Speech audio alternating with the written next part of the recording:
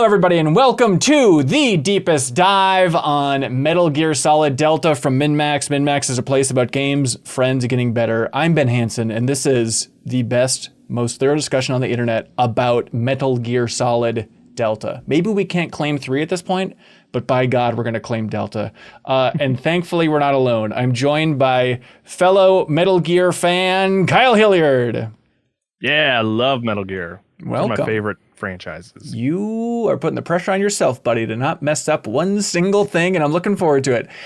We are also joined by 2 relative newcomers to Metal Gear Solid. It's a little squirrely and iffy, but we'll explain. We're joined by Haley McLean here. Oh, how does he sound? Oh, he has the most specific way. Oh no. Oh.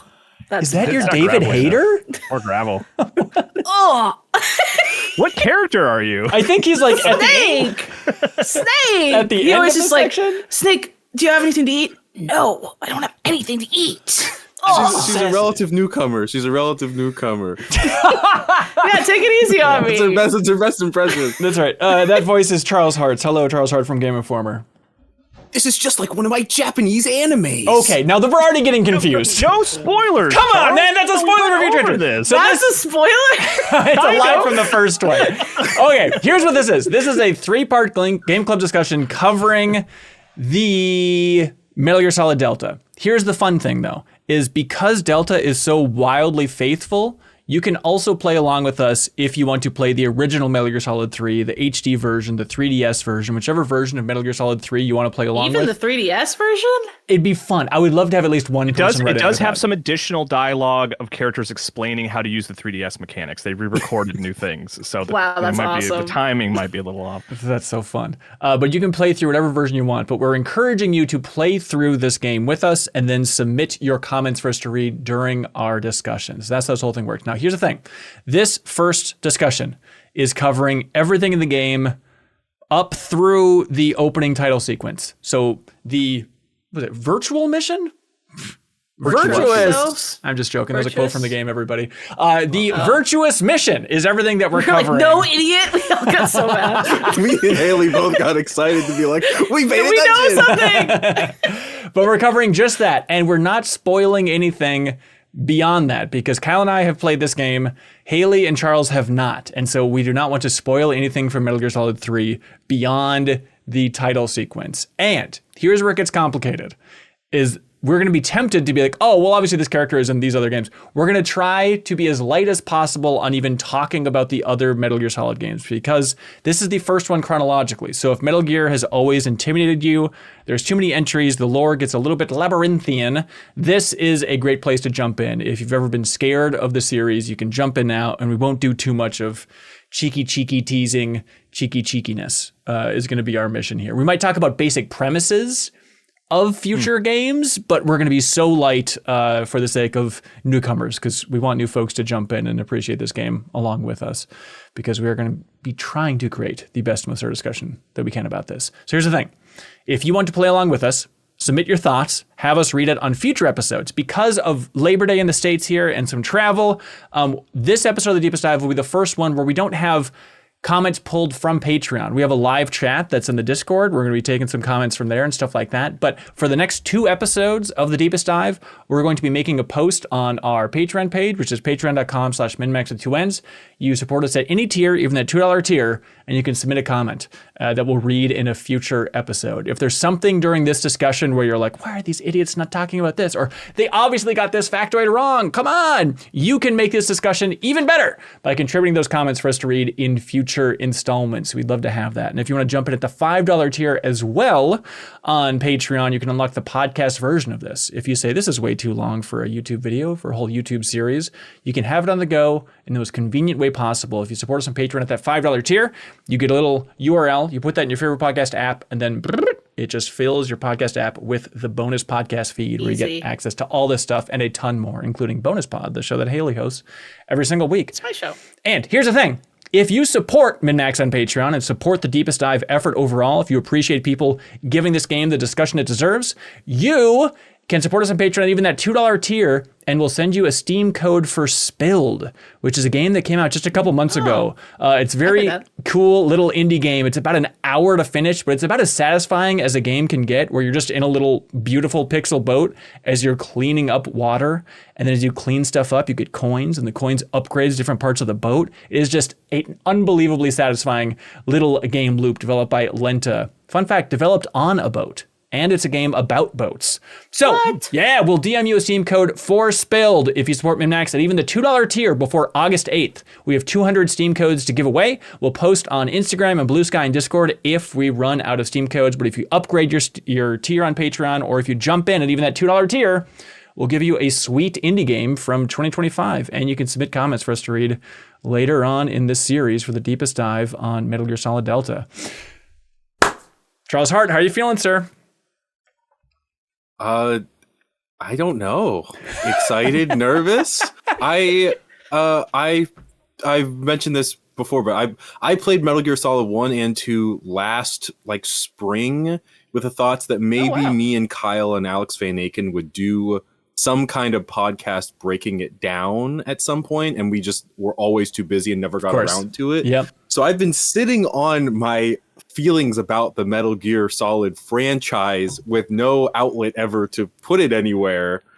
And so now this is a place where I can go through Delta, be like, this is, I don't know how I feel about this crazy franchise. I love it. I mean, without saying anything specific, do you feel like you know a lot about Metal Gear Solid 3, or are you going in pretty fresh to this entry?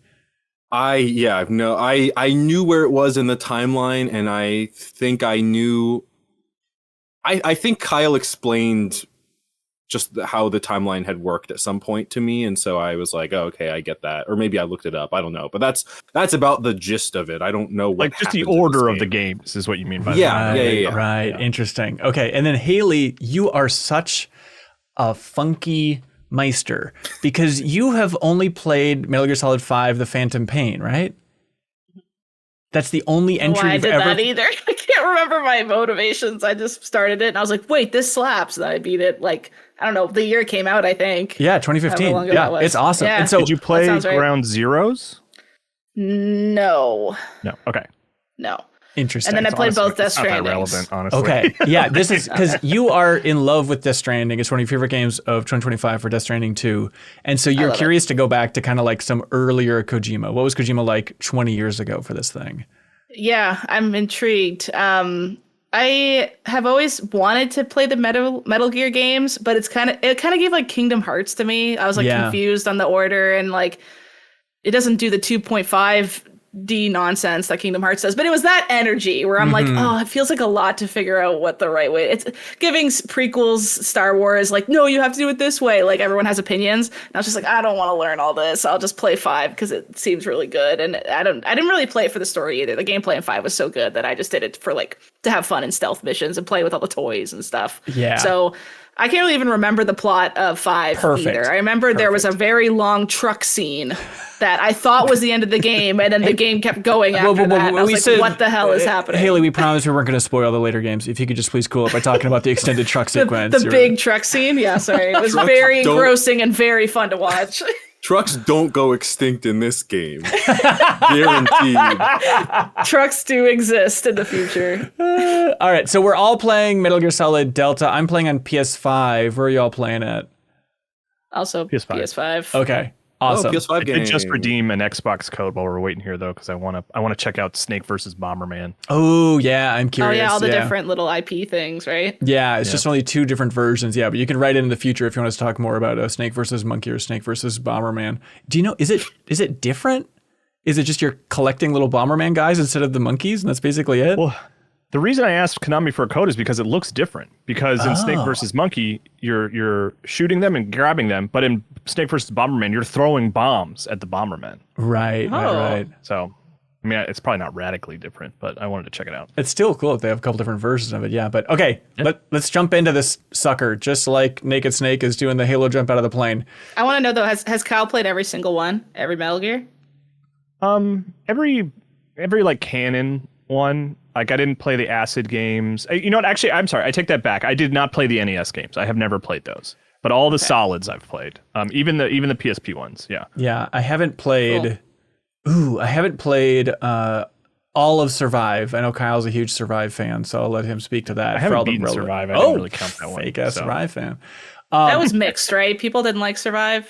Yeah, it was south of mixed. I would describe it as Okay. And then I have played. I was trying to be nice, but I played the original MSX one, and then I watched somebody play through all of the second MSX one, like Metal Gear 2 Solid Snake. So I have those kind of locked. They seem like fun games to watch someone else play. That's the right way to go about it. Yeah, the old MSX ones, they can be a little rough to go through at times, but still cool, and the music is great, and it's really fun to see because there's like incredibly important stuff lore-wise that happens in those games, and just seeing like this is the climactic fight between these two people, and it's just like this little pixel bash, but it's kind of charming in its own way, So Haley, jumping into this thing, I'm curious just your experience in the world of Metal Gear Solid 3 for the prologue, essentially here. Big thoughts. Take it away.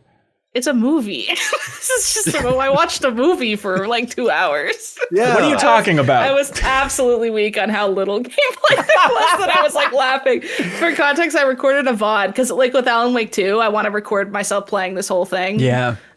Because even my partner too is like, oh my God, I can't wait till you react to some points here. And I'm like, well, that sounds like I should record myself playing. It sounds like the type of game that's fun, like kind of like what Alan Wake 2 was. Yeah. So I have that VOD ready to go to post when the game releases, and I'm also in that VOD 5 beers deep. So I'm having like the funniest time. It made it better.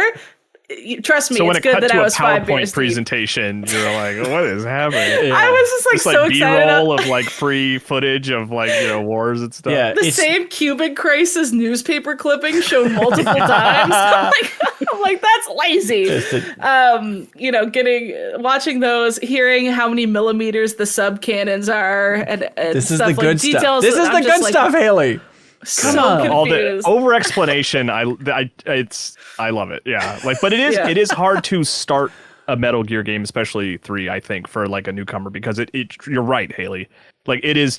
There's very little gameplay. It's just all set up and a lot of talking and a lot of like you got to put out your cigar in an airplane, man. What are you doing? Yeah, I remember when he jumped out of the plane, it was like prompting me to press R1 to look through his mask. I was like, let's go gameplay, and I press it, and he was just like. And it just did that for a few seconds, and it cut back. It's like, Snake, do you know how to eat food? Let me tell you about all the things you can do to eat food in the grass. Yeah, you can eat snakes, and then I did that for 40 minutes. I literally was crying, laughing. They like, even what is will happening? like talk about buttons, like which they don't. They're just like, press the X button, and it's like, okay, we'll just keep press rolling the action button. Oh, Charles is way better at the impersonation. No, don't put yourself down, Haley. You were right there. Oh, my favorite line I'm going to impersonate is when they're talking about the Cold War, and Sokolov's like, it could be the end of the Cold War, and Snake goes, the end of the Cold War. It's like so fast, like before he can even react, and it could be a new war, a world war. Yeah, no, that is a recurring thing. And he just says the last 1 or 2 words of whatever somebody said to him previously. But it drives into your skull, then, and it won't ever leave. My favorite line from Snake in this is just when, they're explaining the mission, and he goes, the Earth was blue, but there was no God. And then Major's like, well spoken, like killer line, Kojima. Is that a reference to something? Because I was like, surely that's got to be like a quote from the Bible or something. Like it was probably. I don't. It gives that energy. Hang on. Bible reader, Naked Snake, who doesn't know anything about pop culture at all. Like doesn't even know what It's like, more notable if doesn't there's know what a movie is. Explain to me what a movie is. Charles, it's more alarming to me that you think there's a line in the Bible that says there was no God. I think that might Genesis. Until he showed up. Oh, and then he showed up. And then, ta-da! It's showtime, God said, comma, me. Okay, so, I understand the prologue. Beetlejuice. There's very little, gameplay in this section. Like, I found myself wanting to go back and just play, like, those couple little sections again. But that's kind of that's the charm, I think, of Metal Gear Solid 3 that you're already seeing come through, is especially having, like, a beautiful looking version of it with Delta, is you realize that like these are basically just non-spoiler reference to the future, everybody. Let's warp our minds to the year 2005 in the world of Metal Gear Solid. There was 4, actually, wasn't it? To be clear, I mean, not to.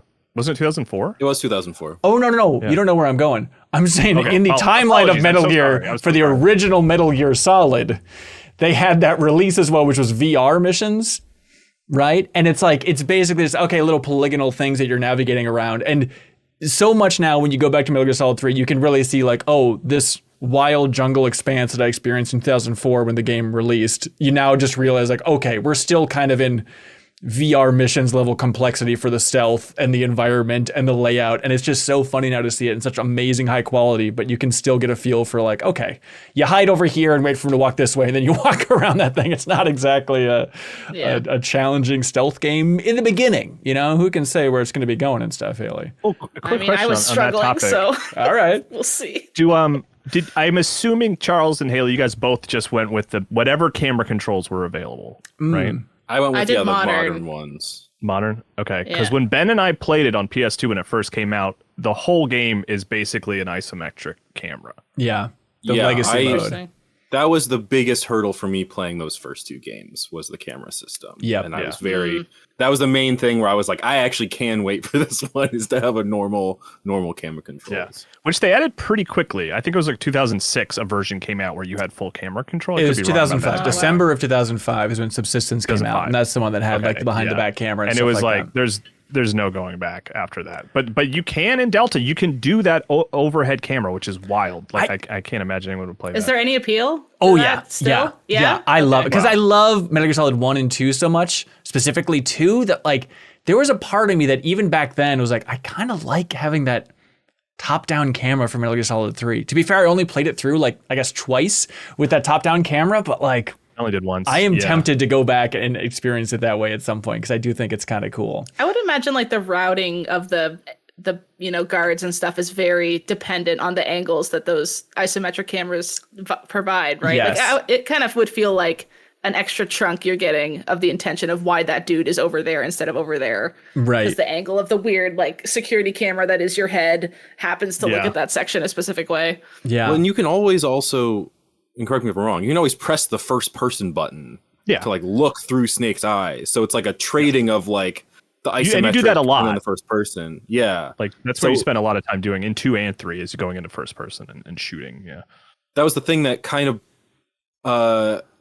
I don't need to talk too much about a version of the game I'm not playing, but it's hard in a stealth game when theoretically Snake is looking right at a guy and you can't know because he's not in the camera, and you have to press the first person button and be like, there's a guy there.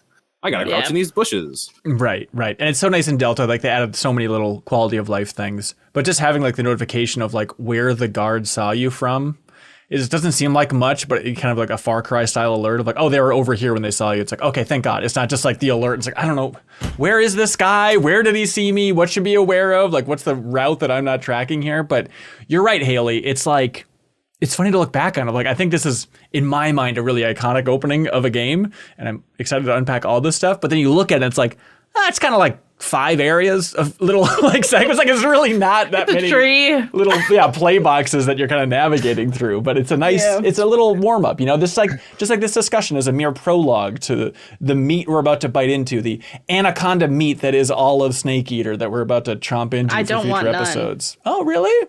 What if I put little Snake buns likes on either it. side of He it? loves eating snakes. Yeah. I think it's so funny. The collector's edition of Delta actually has that tree and his like Backpack? his backpack like hanging from the branch, and I was like, that's As like a statue? iconic. That's the statue. Yeah. I think Snake is nearby too, but I was like, that's.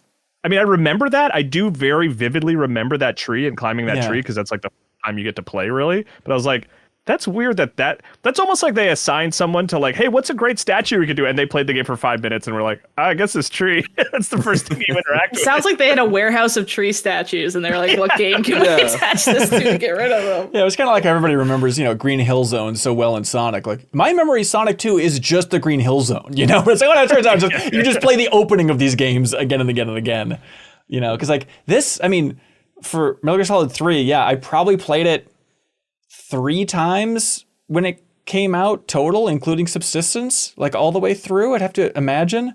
But then I really have not gone all the way through it. I've maybe started it for the first couple hours at some point, but like it has been about 20 years since I've gone through this game. So a lot of this stuff I'm pretty rusty on. But it's still at the same time, like this was such a big part of me and my personality in this era. This game came out, I was a junior in high school, and just like defined everything. Like the hype waiting for this game was just unbelievable. Like being a huge fan of Metal Gear Solid 1 and 2, and then learning like, oh no, the third one takes place in the 60s. We're playing as Naked Snake. I was like, oh my God, that is the coolest premise ever. And also, this is like an era, this is dumb history lessons. When we say survival games now, we all know what that means. Back then, it was like, there's like survival elements, and you're reading these previews, and that idea of like, I need to like eat Bandage to myself. survive and bandage, like this is the game I've always dreamed of. It was like that level of like, I've never done this in a game before, and that sounds freaking incredible. And then it comes out and it's kind of a slightly tightly packaged version of that idea, but still this game delivered everything I wanted it to back in the day. It's weird to play a game that I can tell I'd be nostalgic for if I played it back. Like, you know that feeling where you're like, I missed the train, so I don't have the goggles for that, but I can tell this is a lot of people's favorite childhood game just by the vibe of it. I don't know. Yeah. It's a weird feeling. No, I totally have that. It was the coolest thing you could possibly play in 2004. Correct me if I'm wrong, everybody. Submit your comment for what you think the coolest game you could play in 2004 was, but this is it. Like, Half-Life 2 came out that year as well. Yeah, Metal Gear Solid 3 is the coolest game you can play in 2004. So like, this is gonna sound, I'm gonna sound sassy, but like at the time where you like when they're talking and they're like, a world war? Oh, like that kind of dialogue that's very clearly cheesy and kind of like silly. And cheesy? I don't know.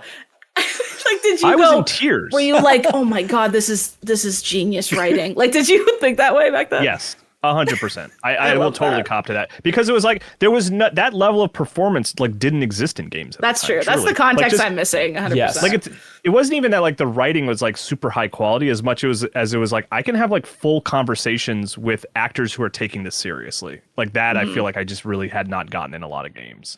Right. It was that feeling of just kind of like, oh, this feels like adult dialogue.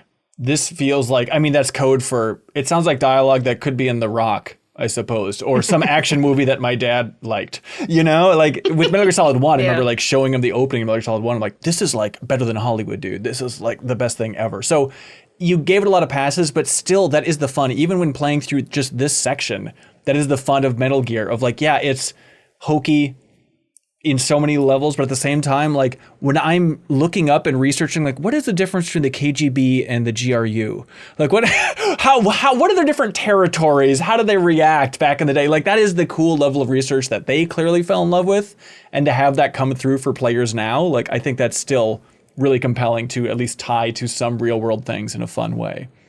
I'm trying to consciously not be an annoying hater about it, because when I hear that audio now in 2025, I still think it's funny. I think Kojima's funny, honestly, in general, especially in Death Stranding. His more modern stuff, I think he's funny, and it's like I'm applying I think he's funny to something where he's very clearly trying to be serious, and that makes me feel a bit of a bitch. I'm like, haha, very funny. Hold yourself back. I mean, it's all very tongue in cheek. I feel like to a certain degree. Yeah, you know, it's like that's it's all Hollywood action stuff. You know. Yeah. I want to take your side, Haley. Just in the 2025 experience of playing it, a thing of like I'm accepting that this is how it was rather than being immersed right out the gate. I just know I'm gonna have to sit and listen to them talk a bunch, and then he's gonna sit and he's gonna go in the codec, and we're gonna go like. One thing I think is very funny, and it's definitely I don't think they should have done it a different way, but there's cutscenes where. I don't know if like the way memory was stored on like the PS2 or wherever this came out, where they couldn't have like a 10-minute cutscene. They could only have 5 and it cuts to commercial break vibe. Yeah. Oh, it's like fades to black. Like, yeah. I was like, I don't think I ever played a game from this era that had tried to do cutscenes this long and I could see the cuts of them being like, yeah, there's a Pizza Hut ad in the middle or whatever. That's interesting. I don't even notice that, but absolutely. By the way, we have the most common comment for this first episode of The Deepest Dive is people correcting me in the Backstage Pass, not in Backstage Pass, but just Patreon supporters in general here. We Go Giant says, Hanson, that line about, the Earth was blue, there was no God. Blue. That's something that apparently Yuri Gagarin said when he was the first man in space. It's the Russian equivalent of Neil Armstrong's "One Small Step for Man" line. See? Okay. And I thought it was the Bible. So did Yuri. This is the newest testament, everybody. Tune in, please. Charles, what do you, other than... It does add some weight to it for me. Oh, yeah, of course. Like, weirdly, I'm like, okay, Yeah. 6 keeping up with current events. Hell yeah.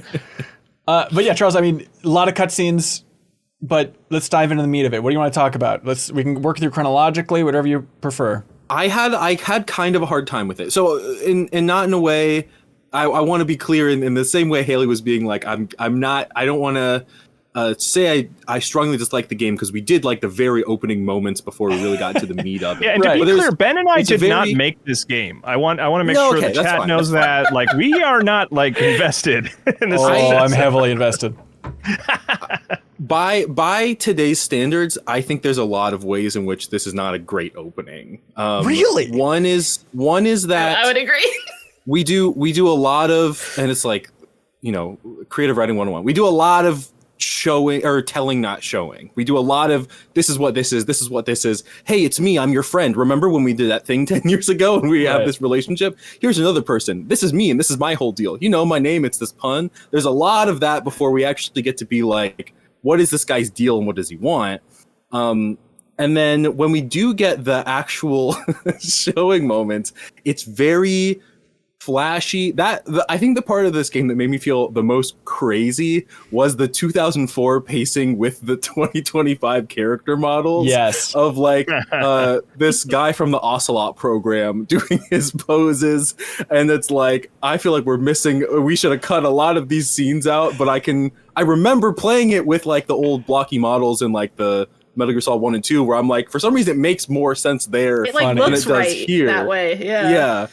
It is funny to see the animations and everything done like 1-to-1, and just on a base level, it's really fun. But also, I'm still processing like seeing the new faces of these characters, like seeing Ocelot's face in Delta. Like in the original, I want to see that comparison, because in the original, Ocelot's just kind of like a pretty boy, in Metal Gear Solid 3 is my memory, and then this one, I'm like, oh, they make him look like Ocelot later on in the series, like just the fact that they're trying to like fuse it a little bit more into that. So just trying to process how these characters look this time around. Even seeing like Sokolov, like the texture on his face, I'm like, oh, okay. Yeah. That the detail is so odd to see. It's like seeing, one of your favorite movies in HD for the first time or something. It's like, oh, I can see their pores now. It's just weird to wrap my mind around. Yeah.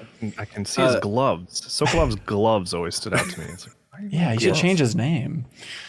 But the other thing is that the gameplay of it, and this is a thing I remember feeling about Metal Gear Solid, is that it's a game that has a lot of systems where, like Haley said, it's a good series to watch someone play. Where if I watched you guys play that intro, I bet I'd be like, oh, this looks so cool. This looks so fun. I understand what they're doing. I was doing it and so much stuff was happening. It's like, I don't know why this happened. I don't understand what the right tool for this job is. Right. I got discovered by a bunch of guys, and my only strategy is just kind of crouch in the bushes and trank them one by one until they stop spawning in. You're doing great. Welcome to Metal Gear. Yeah, you really don't sweat it, man. You're doing just fine on that front. Just in a way where it feels like it should feel better, or I should be understanding more than I am, which feels insane given that they just told me so much information before that scene. I don't know if that's how you felt, Haley. No. I don't want to project onto you, but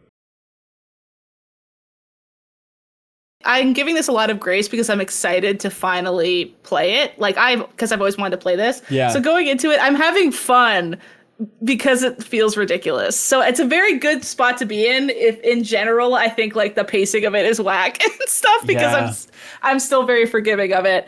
And it, even though it does have those hindrances for me too, I'm still like having a decent amount of fun still, because it's just like, it's so ridiculous. And those systems are weird, but I was also impressed by quite a few of them, of just like, wow, this was something that was integrated into a game this old. It felt like very new age, like the fact that the suppressor, the more you use it, the less suppressed it gets, even small stuff like that. I was like, wow, that had this? That's really neat.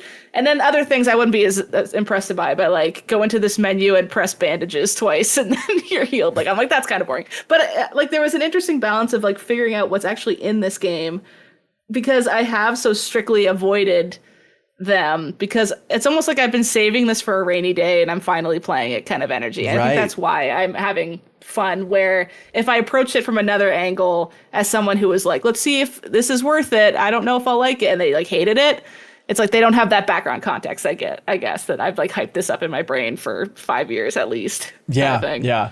No, I mean, Kyle, do you have tips from just basic gameplay wise? Because I mean, like playing from my point of view, I'm getting caught all the time. I'm running and hiding in the bushes. I'm tranking these fools left and right. I'm awkwardly throwing them around. And it's like, you know what? Especially in this area, like, F it. It's fine. Just run past or run around for a while and hide. Like, they're going to be dumb. You're going to be dumb. You don't need to be precise for this section of the game if you're playing on normal, you know? Yeah. My main strategy is always, I'm not a creative Metal Gear player. I mean, as the series goes along, you can get more and more creative, with Phantom Pain obviously being like the apex of that, right? But I've never been particularly creative when it comes to Metal Gear. And like hiding in the grass, going into first person and headshotting people with a trank gun is like a perfectly acceptable strategy that I think still makes the game super fun, like genuinely. Yeah. And also like one of the Delta changes, I believe it's right on the D-pad, to quick swap camo. Up, you hold like up on the D-pad. Is it up? Okay, just take advantage of that. And like anytime you're like in a new area, like change your camo and be grateful that you can quick select it, because when Ben and I were playing it, we had to go into a menu and go through like 4 menus to like find the camo that we needed, and it was miserable and we hated it, but we still loved it, but we also hated it. Yeah, that was a real eye-opening experience, having that up on the D-pad. Like, oh my god, that is a complete game changer here for Delta.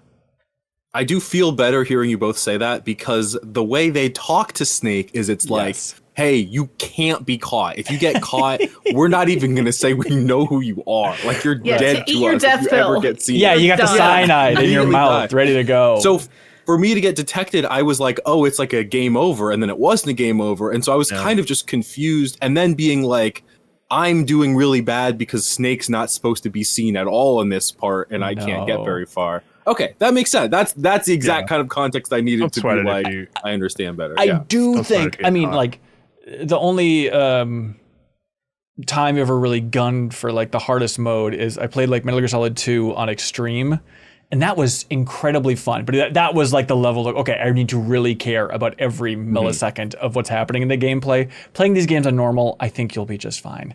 You know, and even like, it's been so long, Kyle, since, you know, you're more familiar with it and stuff. I even have moments of like, oh, I'm getting all these like stun grenades and stuff. Like, I'm kind of forgetting how much I used a lot of that ancillary equipment. Like, how much of this stuff in my inventory was just like, I'll get to it later, and then kind of like a mega elixir in Final Fantasy, you just never get to it because the basics kind of work again and again for normal difficulty at least.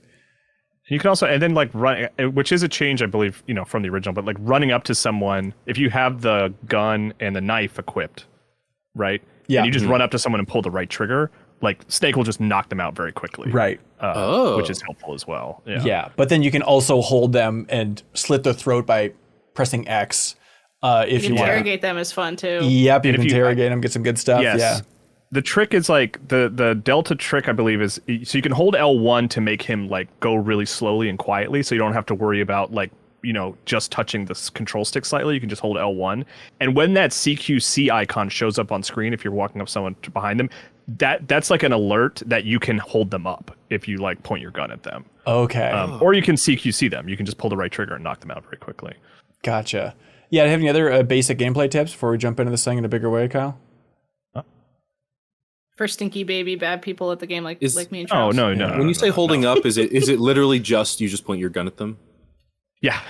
I thought so. Which I didn't do a lot of, frankly. But yeah, I just got really good at knowing how the bullet drop worked with the trank gun. Yeah. Like I was like, you aim a little above their head. It's aggressive. Which is also new for Delta, I think. They make it like slightly harder to use the trank gun. But yeah, I mean, I just like the trank gun was like my main weapon by a long shot. And that's kind of like my main tip.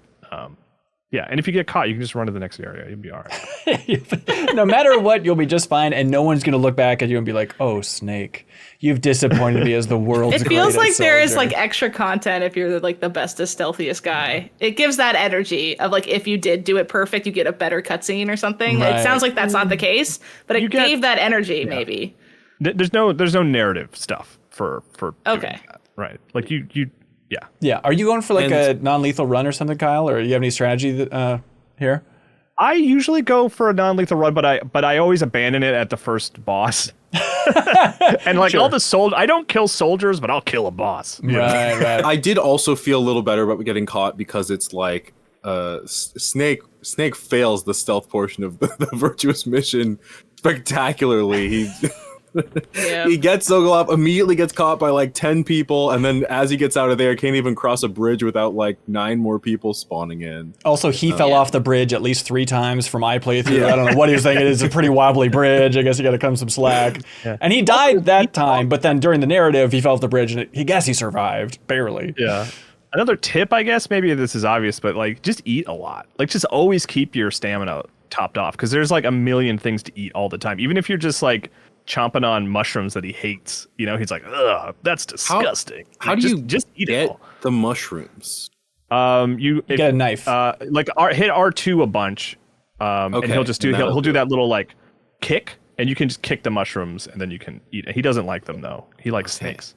He also likes hornet's nests. I made him eat a hornet's nest. He went, yummy. Like, he like freaking loved it. I'm like, what's happening? I thought he was going to get poisoned or something like that. No, it's a bunch of delicious honey in there. It's perfect. It's everything you There's want. no honey in hornet's nest. Well, he doesn't know that. Also, He's fairly certain.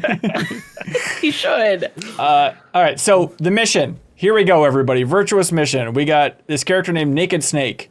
And I love that, like, when old Major Tom there, he's like, oh, funny story about why we're calling you Snake. We'll explain it later. There's a reason. And then I forgot that it was just like 4 minutes later. He's like, yeah, because the boss trained you, and she had a unit in World War II that was called the Cobra unit, so it kind of made sense because you were kind of her protege. They call him Jack like 5 times after that. I was like, shut up. Yeah. I said the same thing too. Yeah, where he's like, you know, even for the Major, he's like, you can call me Major Tom. I like David Bowie.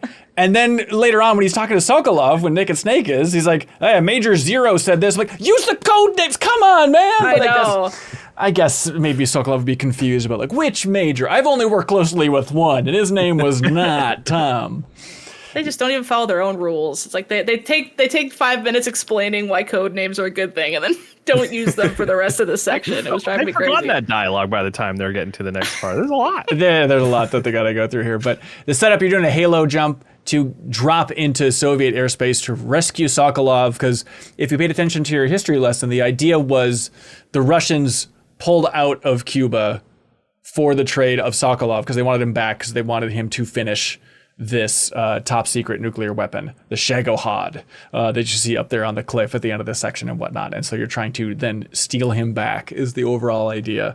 And I forgot that they had that little nod of talking about, like, oh yeah, we're going to get Sokolov back using the Fulton system, the surface-to-air recovery system, which seemed to define the next 15 years of Kojima's career, was being obsessed with the Fulton balloons. Like, they just became I love those such things. a staple for Metal Gear. So it's funny to be like, oh yeah, that was originally introduced for, like, oh yeah, that's how we're going to get Sokolov out of there. It's going to be sweet. I only know what that is from The Dark Knight, for the record. Oh, of course. Yep. Oh my god, Yeah, Kojima must have been so excited when that popped up there. Yeah.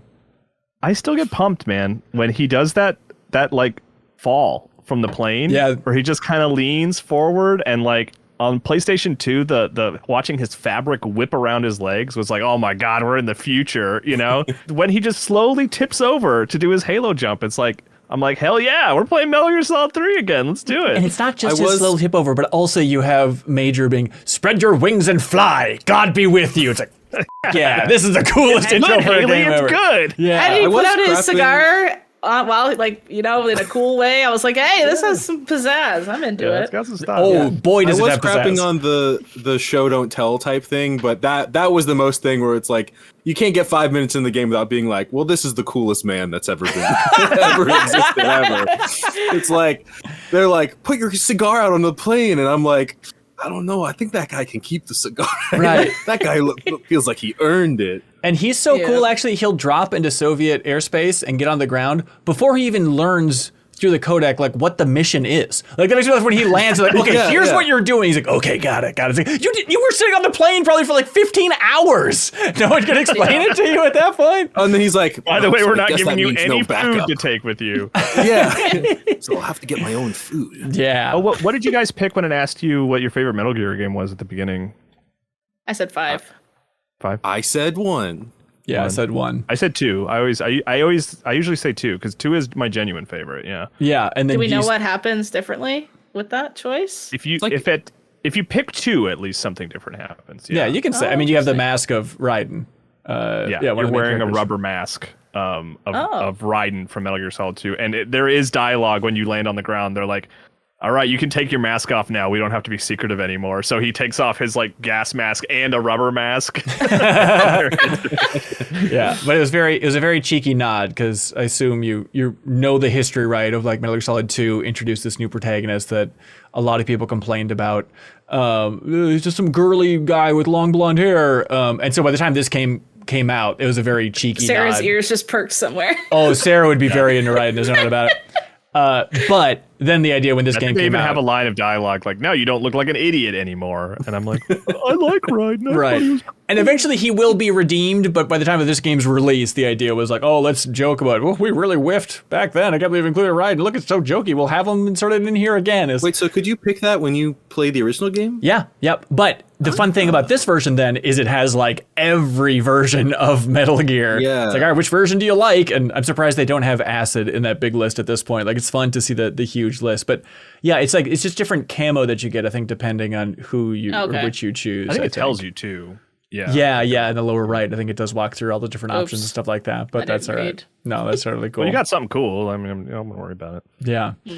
So you get introduced to your teammates. You got Paramedic, who's going to help you save and give you some fun facts about Hollywood. Like, it was very fun. It's movies. Snake's like, I don't really watch movies. She's like, all right, then I'll tell you all about them. It's like, what? I love the interaction of someone being like, yeah, I'm not really into Magic the Gathering. Don't worry, because I have a lot to explain to you about this one thing you're not into. You're not doing anything busy right now. In the 60s, man. You just had to talk to people. No, I get it. I think Naked Snake has something to do at this point, which is maybe kill people and rescue a very important figure, but to each their own, I guess. Yeah, and I love too that she has that section where she's talking about Godzilla, you know, and she's like, oh, do you think 70 years from now they're still going to be making Godzilla movies in the year 2024? It's like, now we're past that, man, and they are still making Godzilla movies. We're like, Monarch on Apple, we were all screaming about it. Which stars Kurt Russell? Oh, who originally Kojima wanted to play Naked Snake in this game. Yeah, that's why he's called Snake, and John Carpenter's never forgiven him, as near as I can tell. Has John Carpenter really talked about that specifically? Yeah. He says he doesn't you'd like be it. Surprised to learn he's kind of weirdly bitter and funny about it. Or he's like, well, it's lovely that he ripped off my character and I don't get any money for that. I thought it was so weird because, like, you know, I forget which outlet it was, but somebody asked Kurt Russell about, playing Snake in Metal Gear Solid 3, and apparently they tried to get him to do it. And he's like, I didn't want to relive the classics, and, you know, without John Carpenter there, I didn't want to do it. It seems like he didn't really understand that he thought, I think, that it was like a video game adaptation of Escape from New York, and then it wasn't like a whole different thing where it's just the character is heavily inspired by Snake Plissken. So it's kind of confusing. I don't blame him, frankly. If you're him, and someone says, hey, will you play Snake in a video game? Right. You're like, oh, yeah, I don't want to do that. Yeah. That was, by the way, I was just watching that clip again, and I felt sorry for tooting my horn. Please forgive me. Oh, Lord in heaven, the earth is blue. But like, it was that little twinge of like, wait a minute. Like, we in that Game Informer podcast talking about the recording sessions for the first Metal Gear Solid, that was the first time that David Hayter mentioned that Kurt Russell thing, that Kojima wanted Kurt Russell. And it's like, if that interview wouldn't have happened, if I wouldn't have done that interview, maybe Kurt Russell wouldn't be being asked this. So in some ways, I'm impacting Kurt Russell's life, which is a very cool, weird labyrinthian path towards that. We could only hope. So we're running through all the different people that are going to be supporting you on this mission, because you're part of the Fox unit, and infiltration is their specialty, as Major explains. They have the coolest logo ever, so clearly Fox knows exactly what they're doing. But also helping you is this character called The Boss, which is Naked Snake's old mentor. And of course, Snake says, it's been 5 years, 72 days, and 18 hours. Yeah. Oh my God. Obsessed X energy. I was like, what the frig was that? It's called love, Haley. Maybe you can understand it. It's called mutual respect for another human being. Except Those are when two on the different things battlefield, you just hey. named, Ben. when they first brought up paramedic, Major Tom was like, "She'll be a great introduction to the team," and he was like, "She?" I'm like, the boss is your biggest mentor and also a woman. Why are you surprised that there's another woman on the team? Yeah, I mean, the boss can be the most badass human being on the planet, but somebody to save your game and give you medical advice? A woman? Get the hell out of here. The boss is always the person people bring up when I'm like, Kojima's kind of weird about women. They're like, one time the boss. That's And I'm right. like, okay, that's true, I guess. But Okay. there's also like dozens of other ones. that are Okay, so obviously. great. But what did you think about the boss in this section here so far, Haley? Well, I heard her speak and I said, oh my God, the new newscaster from Family Guy woman voice. Oh, Okay. And I was like, See, wow, that's I great. watched Family Guy and I was like, oh, the boss. I'm the inverse, which that's how different we are. No, she seems rad, except she talked about politics being the mission, being nothing matters but the mission. That when you're alone, the mission is your life and your religion. And did you hear that, Snake? And nothing matters but the mission, Snake. Like she says that like 80 times in different ways. And I was like, okay. Got to a point where I was like, get out of here. It's hard in the codec to have those really long conversations back to back, because like I do wish there was at least some visual way that we could switch things up when you're talking about the same thing over and over again. You can change the profile picture left and right. You got 4 different options. So that'll kind of change it up for you. I like watching the audio levels bump up and down. That's what I look at. I get a little bit bored. Haley watching the audio levels. Maybe this game is fun. Little bouncy bars. I'm enthralled by what she's talking about, the philosophy of being a soldier, and that whole idea that like, hey, you got to put your personal preferences aside. Like everything's going to change. Politicians change. Countries change. The mission is all you can rely on. You got to not really care anything about your heart of hearts. Winky, winky, And snake. then she betrays him like 5 minutes later. So I'm like, I ain't listen to you about no advice. That was her trying to politics warn or him that, look, it's not a matter of the countries. It's a matter of like, look, it's just the mission. We're just trying to get things done. Here we go, Snake. Let's do it. To me, that the thing that makes that weird is that generally speaking, when you're a soldier, you do serve a country. Like you're not gonna just swap. Like she was saying that in that way, and he's like, okay. But it is very much a thing of like, sorry, I had to drop into. No, please keep doing it every time. You got a good hater, man. Yeah, it's not You're bad. good at it. I have spent 2 Metal Gear Solid games workshopping a David Hayter impression in the bathroom. Everyone needs it. I'll be damned if I don't get an excuse to say, oh, okay, as David Hayter every now and again. To me, I was like, this is sketchy. I just immediately read her being like, I don't know, sometimes, it's just about the mission. It's not even about what country you're for. And I'm like, what are you talking? That's how it works. That's not how. It's like, well, sometimes you fight for the rebellion, sometimes you fight for the empire. It's like, no, you pick one and then you stick with that one. That's not how it works at all. You're saying the boss later doesn't know defects. something? I'm like, yeah, you clearly don't understand. I don't know. She's coping. She's coping hard. Yeah. Yeah. I just love, man, the thing like this playthrough was like the one where I was like most enamored with her. And I also, does she do it on the bridge? I mean, like where she just disassembles his gun? Yes. Like, Yes. with one move. Like I love, that's so freaking cool of just like I'm Tosses so the pieces back at him. Yeah. Like, go I'm ahead, such an build it amazing again. soldier that I can like poke your gun and it will collapse into pieces. Like It's just so basically the bit badass. from I the new love it. Naked Gun where Liam Neeson just bites the gun.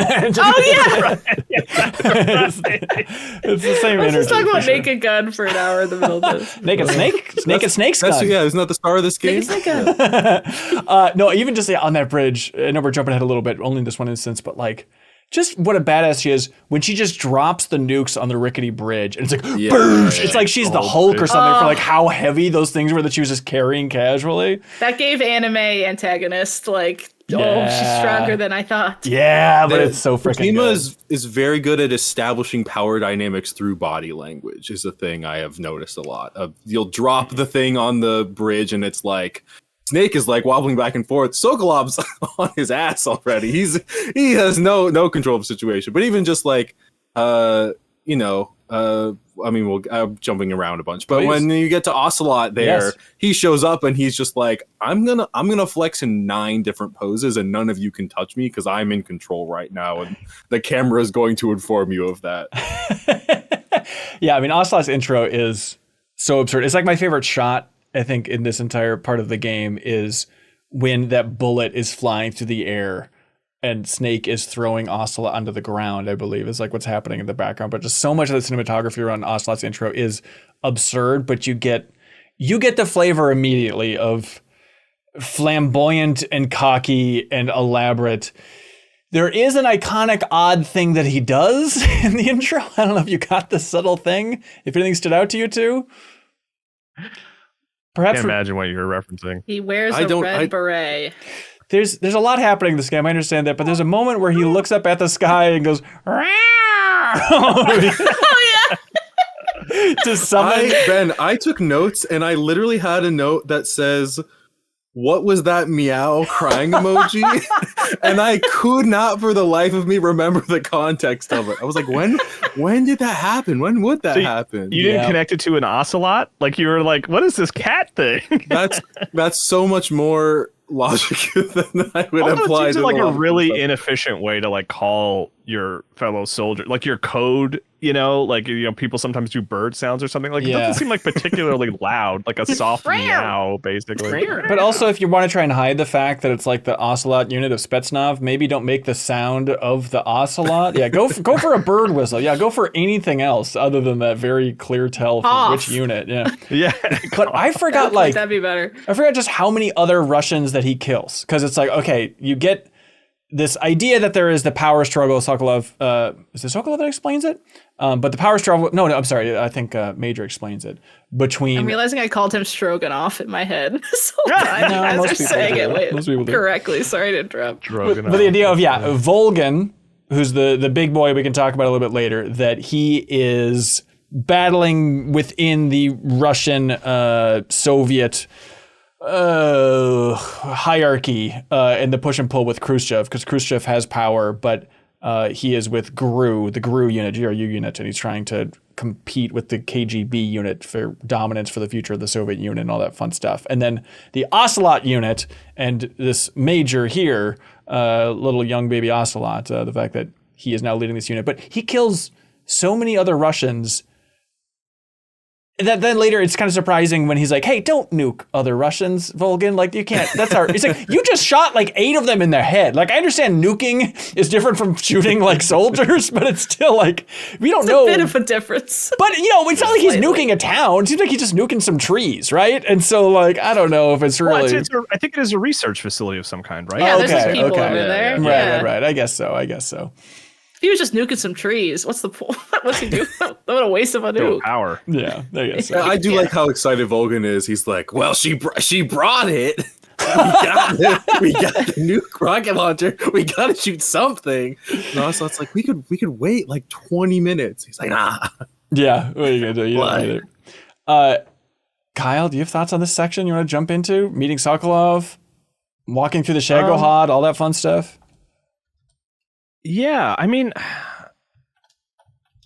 I like that whole area is like weirdly iconic to me now, where it's like the brick and you can put on the camo that like matches the brick. Right. And Ocelot is a very crucial character, and so to get his introduction is really exciting. And like I love like Sokolov is like he's just a weird guy. Like when Snake's like doing his like very professional thing of like looking around the corners, and Sokolov's like putting up like karate hands in the background and stuff. Like it's that thing that's like to me says it's like it's weird. Like that's the thing about this game is like there's so much like historical relevance to the things that are happening and genuine research, and Snake can talk about types of guns and like why he does what he does with guns and what kind of gun Ocelot has. But then it's like it's goofy and weird in the backgrounds, and it's just odd, and it's like it's this weird mismatch of tone that just absolutely works for me.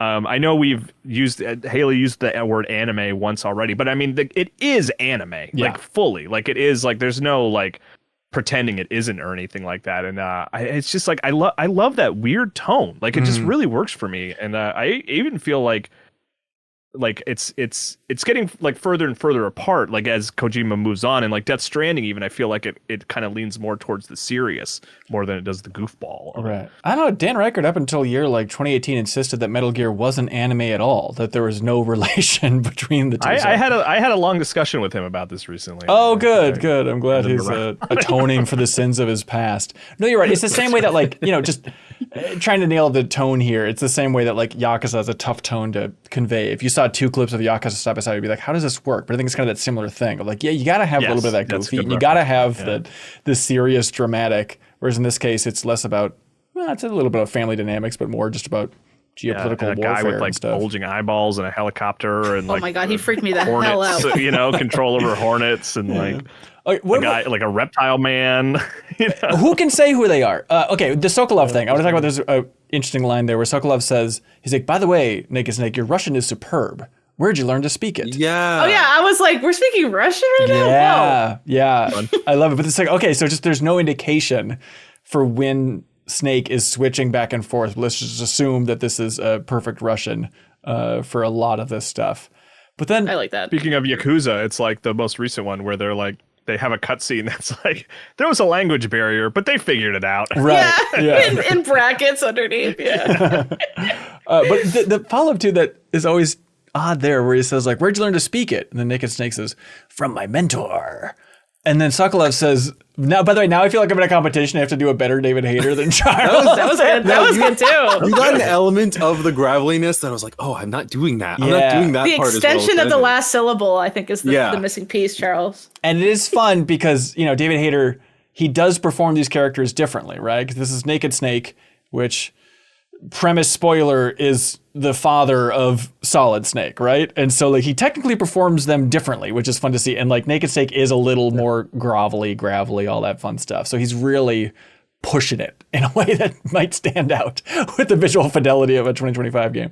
But anyways, and then Sokolov says his reaction to learning that he learned it from his mentor. He says, is that so? America is truly a terrifying country. It's like, what? Because you can learn languages there? Like, I don't understand. Or is it just because be inclusive to other cultures? But is it just maybe that like they're so good at masking who they are? Is that the idea? Oh, I read it as just like I took it like seriously. I didn't like as you guys just like will do what needs to get done. Like you guys will just like figure this out, right? You will learn Russian in order to like do what you need to do to infiltrate where you need to infiltrate. That's kind of how I read it. I don't know. Yeah, no, I think that's probably. No, I like that interpretation because then Snake is like, I don't know if you have the next line written down, Ben. No, sorry, but take it away. It's probably just repeating what Sokolov said with a question. He says something to the effect of like, "Oh, are you having second thoughts?" And Sokolov's like, "Oh, no, I'm not having second thoughts." But just the fact that he's like, "Oh, wow, this is a real scary place. Like, you guys really have, you learn Russian just to come, avert another war." Right. And he's like, "No, I have a different unknown scary thing over here. I'd rather go to Americans." Yeah, and this is where Snake also shares like the Zero's like I'm sorry it took so long. Right. Yeah. The important message. I genuinely like I just like It's that really important. like I don't know, it just works for me when he's like, he said to tell you sorry it took so long. Like Snake doesn't even understand it, but it's like, yeah, very obviously it's not a mystery. But I like that Sokolov's like, all right, yeah, no, I appreciate that you did make it eventually. Thank you. Yeah, he thinks it's like some secret code thing. Like, surely it can't be this simple of Your a son's message. been born or something. Right, yeah. That or something. Yeah, which Sokolov does have a wife and kid in America, which is one of the reasons he wants to defect back. So it is all about family dynamics at the end of the day here. So yeah, you meet Ocelot here, Major Ocelot, and he's using some sort of automatic weapon, which Snake will not have, as Ocelot's trying to kill him. It's a little PP7. It's the little baby gun I ever saw in my life. That makes me think that he's pretty someone should say that too, line in the Hater voice. That's the littlest baby gun I've ever seen in my life. But it's kind of like the opposite of dudes that drive really loud trucks. You're like, oh, they're overcompensating. Yeah. The fact that he's like, I got a little gun, who cares? I'm like, that dude is built different, I think. Like that, he's confident. But even though apparently he's using it way wrong, where Snake has to point out like, oh no, your arm, you're bracing for the recoil. You should be having a revolver. He gives him tips. He gives That him is the the sweet most- little tips.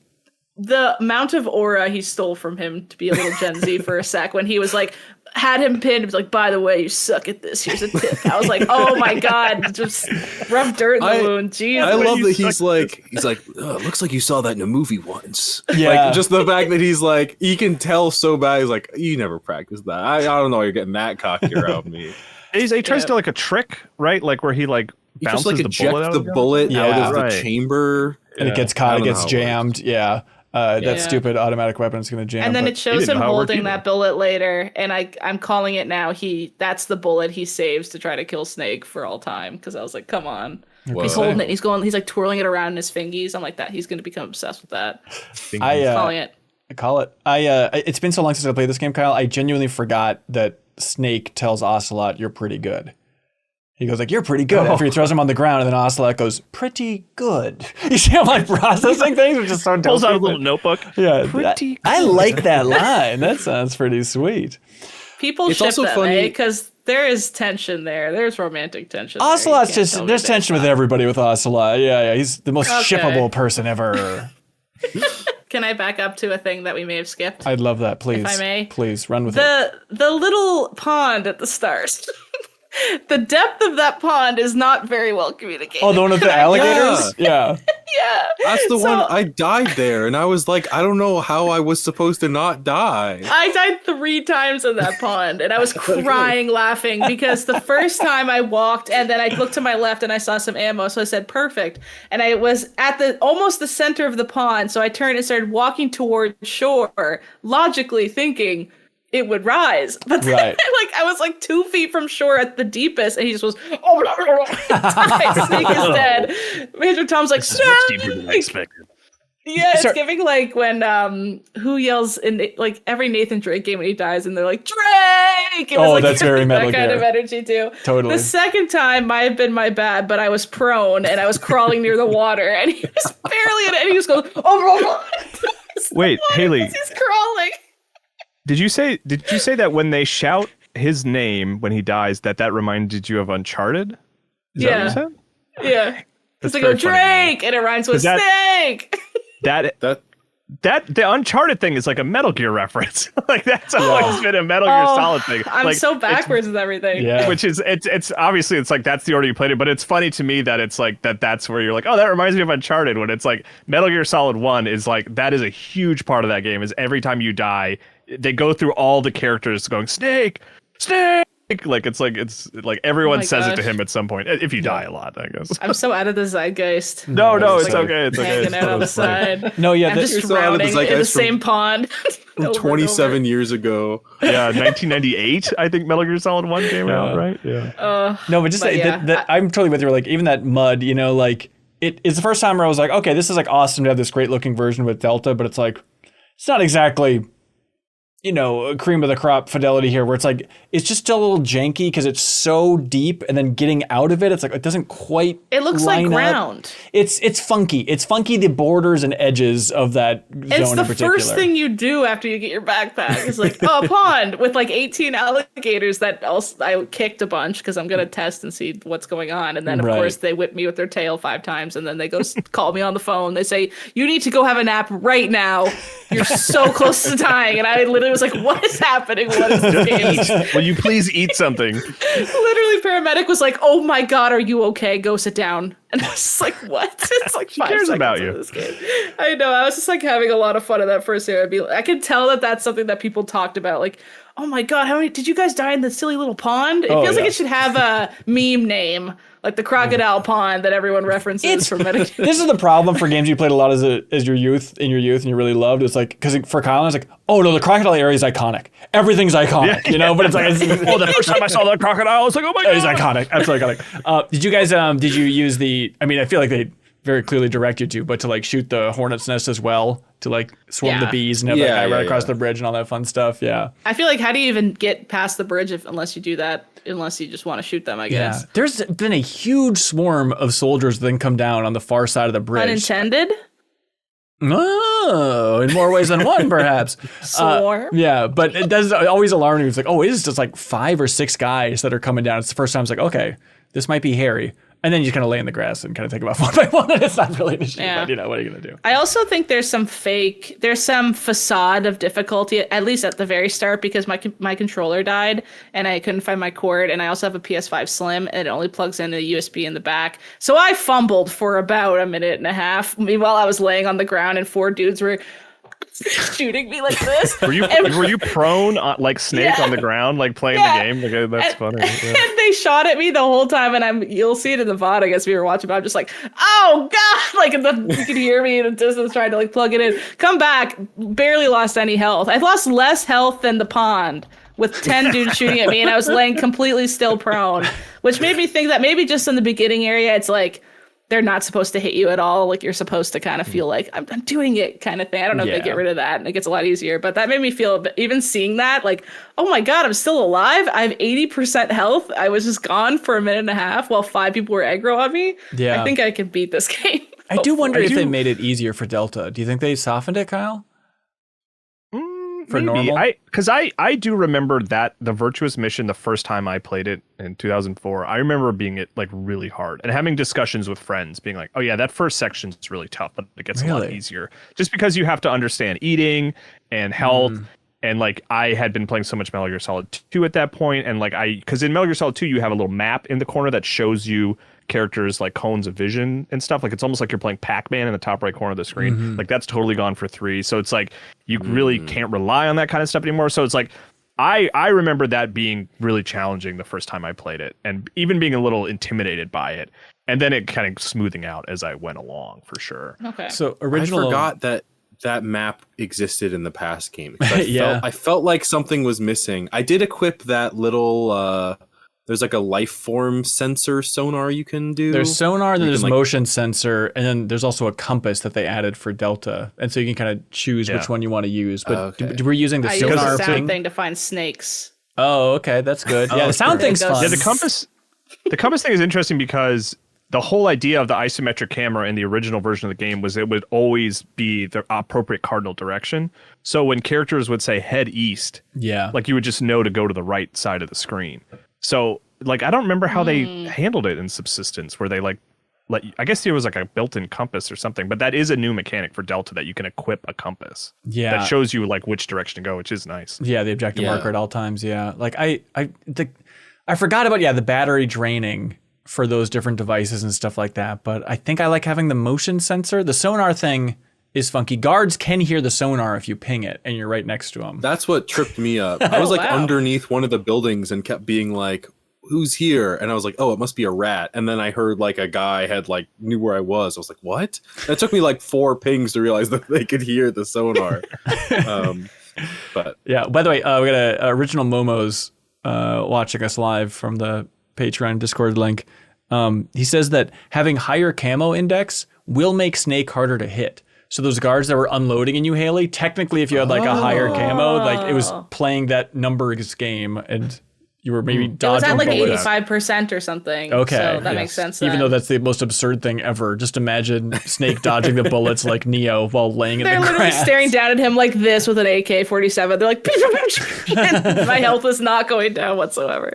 He's like Neo if Neo was prone and like slithering. Right. Just kind of slowly slithering back and forth. Like, I can't tell where he begins and the grass ends.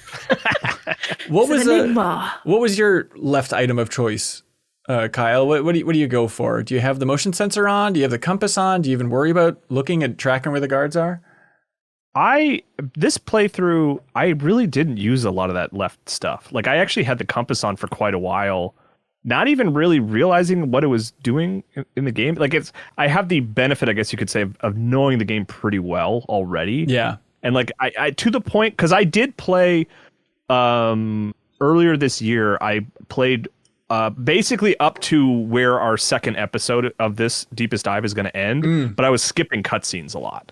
Like I was just skipping cutscenes and just doing the gameplay sequences. Yeah. So like I had a lot of memory, like recent memory of like, oh, I need to go this way. There's 3 guys here. So like I ended up not really using. I just kept the compass on because it was nice to know where to go. But even when I played Subsistence or I played HD, I don't know. It felt like the battery was precious and I shouldn't leave that stuff on, which is, I don't know, maybe dumb. Maybe I was like, I I just wouldn't use a lot of it, you know? Yep, I hear you.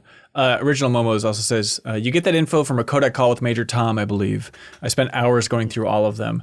It is obviously the fun thing about Metal Gear is that you can keep calling back and getting new little details and little info in here. But especially that's cool because it's like, oh, I can call the boss whenever I want. I love that idea, right? Early on, it's like, maybe I didn't call her enough to get anything super interesting, but in my mind, I'm like, this should be the most interesting conversation ever. And it's just her being like, look, the sun sets in the east. Or whatever. I guess that's the opposite of what she should be saying. Every time he calls her again, he's like, now it's been 17 minutes. I missed you. I bet if you're in the pond and you call, they probably talk to you about the mud and stuff, you know? Sounds like you're in the iconic pond, Snake. The mud is low fidelity. Don't be worried. I after the part where we stopped, it like goes like in the future a little bit, right? Like it's a different. We can't talk about anything that happens after the stopping point. I'm sorry, Charles. We're legally obligated. Well, my point is mainly it didn't occur to me that you could farm through all the calls. I'm like, oh, I've missed stuff now. Yeah, like, yep. Not that I played that and I was like, God, I wish there were more codec calls in this section. Little part of you.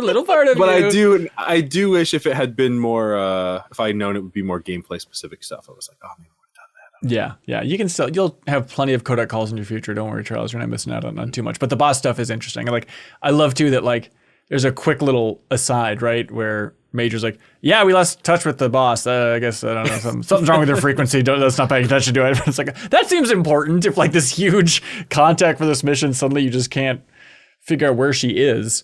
The idea, right, the setup is that he's talking to her and she's on some other part of the what, right? Yes. She's like in, Yeah. She's like in Antarctica? She's in a submarine. Submarine. Oh, yeah.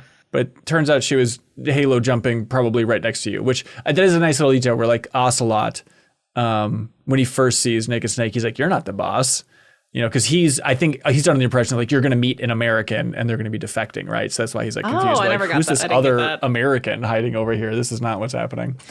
But in my mind, yes, I know there's a lot of cutscenes and there's a lot of codec calls, and yes, there's very little gameplay in the snippet, but like, still, it's like, this is just the perfect intro. I forgot, like, I wanted this first episode to be this because I forgot how hard they go at the end of this segment for just like, here's just a ton of supernatural weird stuff. Here's just a lot of details. And then to top it all off, defection, to top it all off beyond that, then we're going to launch a nuke. Credits. Like, it is such a cool, awesome hook in my mind for this game. I don't know. By the end of this section, were you all on the edge of your seat, at least shifting in your seat slightly? The ending of the section, I think I wrote down in my notes, it was the most Metal Gear per second I had experienced up to this day. Yes. Where I was like, so, oh my gosh, there's the espionage and there's the stuff, and it's like, this guy's Hornets, and this guy's coming out of the Hornets, and the guy in the Hornets and the guy controlling the Hornets seem to be different guys, and that's going to be a dynamic I guess we'll get into later. And then we cut up into the helicopter, and he's like, that's right. And then we don't see that guy. We don't see that guy again ever. Crazy eyeball. I mean, we'll see him again later in the game, I assume. But just in that scene, they're like, and he's here, and that's not really important. I'm sure later he'll be relevant. But like, and then the boss is talking, and then it starts raining blood, and she's like, it's raining blood. Is he crying? And then like Emperor Palpatine shows up as a ghost, a Force ghost, then disappears. And then as the blood rain is ending, we see Volgin come out and he's like, I'm Volgin. And then that's kind of like, I'm electricity. Yeah, exactly. That's and he's mine. That's my thing.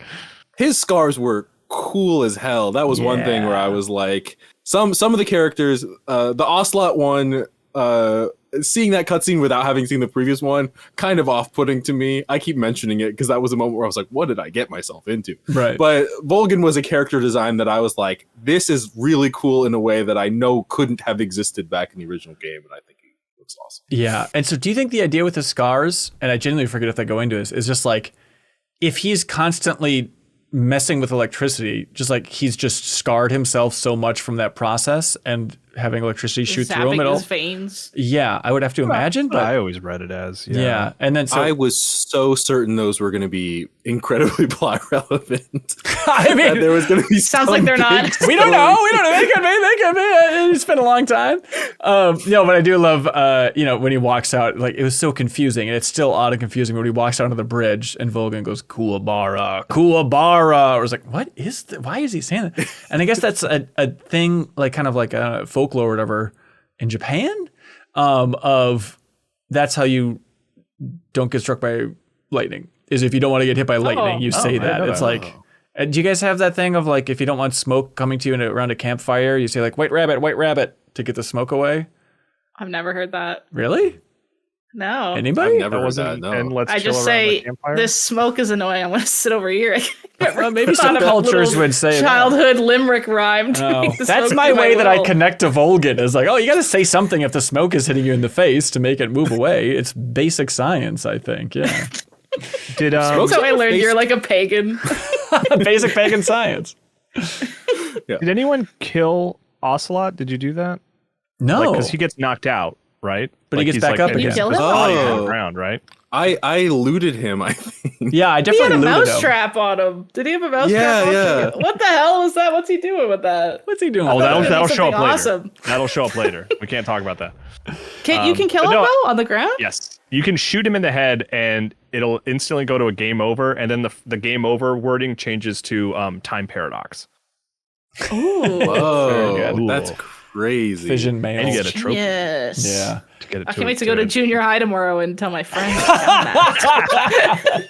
I mean, that is the energy of that for sure. But someone, I think I learned about that. I was like, "Whoa, it says time paradox. That's wild." I went and did it. I was like, I do love stuff like that. That's what we were talking Metal about Gear's- this a little bit with the Death Stranding 2 deepest dive of just like Max spoilers. Kojima loves to give you anecdotes to tell your friends about in his games, which Yes. I appreciate. It's very fun to be like, and did you do this with the coffin board in Death Stranding? Like, you know, that those types of fun things.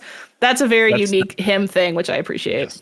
I did show the ending cutscene and the Ocelot cutscene to my brother. Like, I pulled it up on YouTube to show him, like, when I saw him the next week, to be like, I played the craziest game and I don't even know how to describe it in words to you. So you just need to see that guy. And he's like, what was that eyeballs about? And it is, I don't know. But it's, Haley, you saying I can't wait to go to junior high tomorrow and tell my friends, I think is both my favorite thing I've heard and the most scathing review of Metal Gear Solid 3 so far. But like, I really wish like I it. was in junior high because it would have hit. I get how that would have hit in that era. I just am past it, but like, I can still appreciate the vibiness of those finds. Oh man. I have memories of being in like high school band and hearing people talking about the ending of Metal Gear Solid 2, and me just being like, "There's no way that's what happens." Oh, You're awesome. lying. You know, so which is like real. I haven't had that experience since then, frankly. You know, Yeah, no, absolutely. Especially like that's, immediately look up online. You know, I mean, that's the huge thing. I mean, that's why it was so fun to play these games back then, especially 3, and just like seeing all these absurd moments and like giving the game to a friend and be like, okay, I can't wait for you to see that weird Ocelot meow thing, because I swear it happens. I swear he meows in the opening of this game, and there's several other moments that are quite surreal. Okay, Kyle, the only moment that I questioned about this Delta remake aspect, like I'm playing on PS5, having a great time, other than the classic frame rate versus fidelity thing is driving me nuts on base PS5. But I went with fidelity. I'm normally a frame rate guy, but I'm like, Metal Gear, let's go fidelity. But I had to go back and double check it. Correct me if I'm wrong, everybody, but I don't like that the boss is like, it's raining blood. And then it's literally raining blood.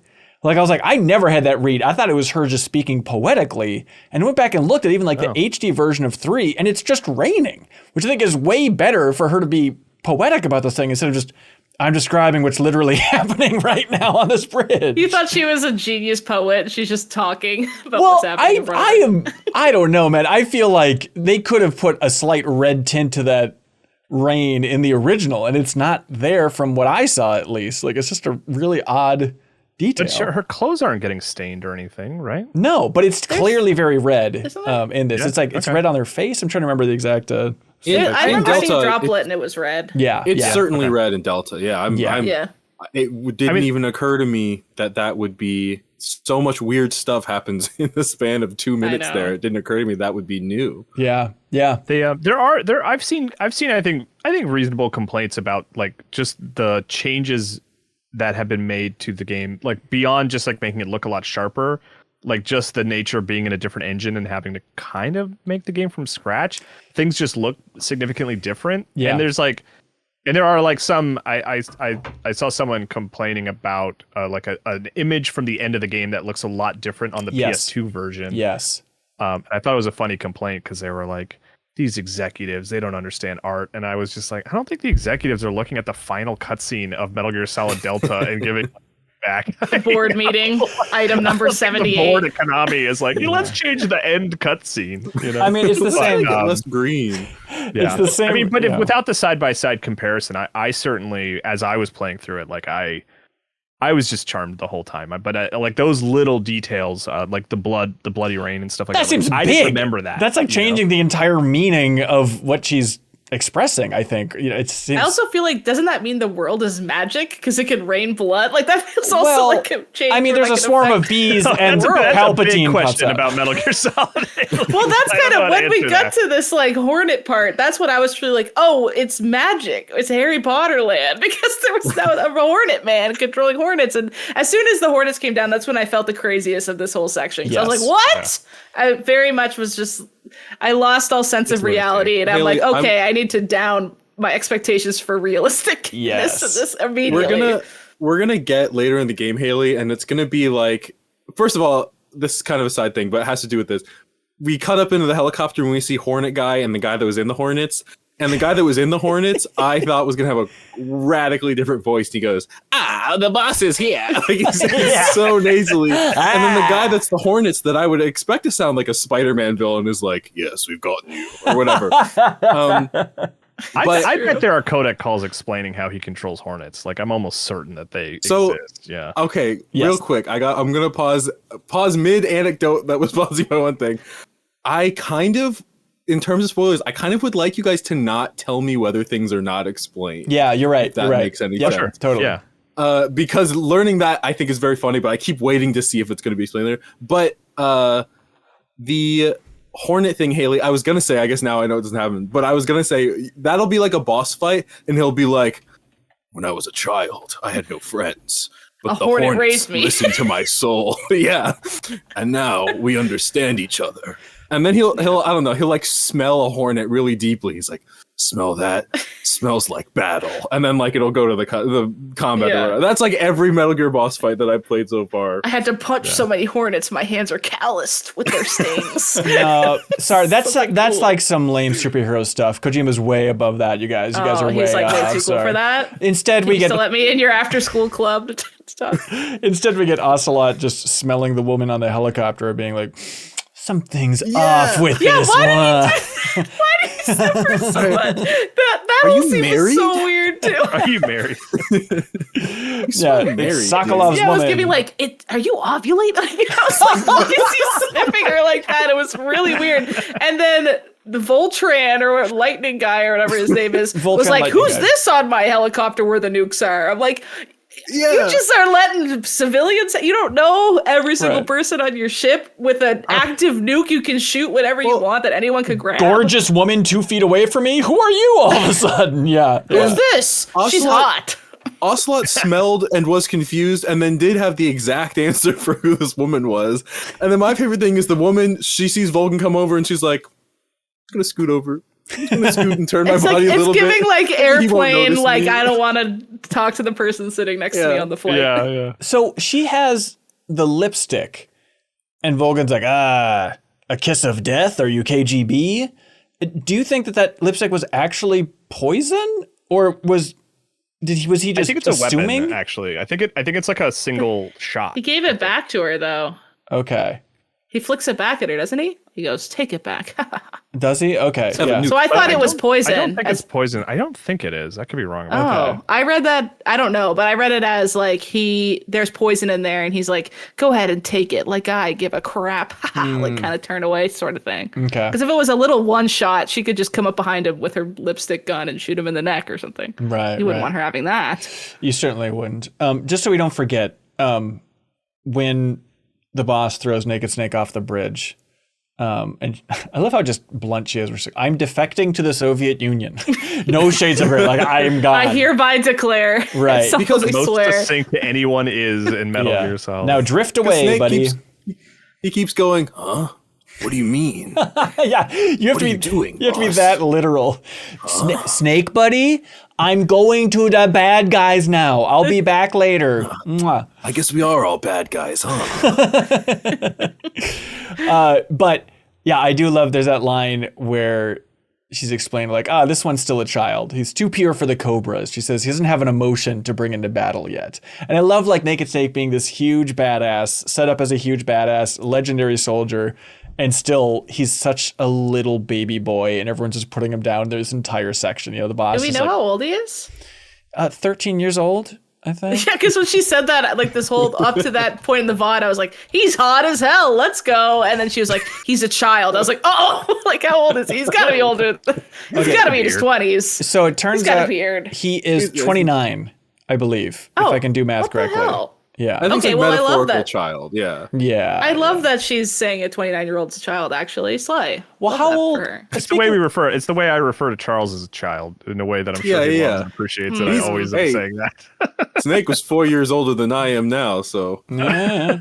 Well, how old's the boss? Because she This looks is a great question. And if she thinks a 29-year-old is a child, she's got to be in her 40s at least. Because if she was like leading the Cobra unit or in the Cobra unit during World War II, that would have been 20 years before this.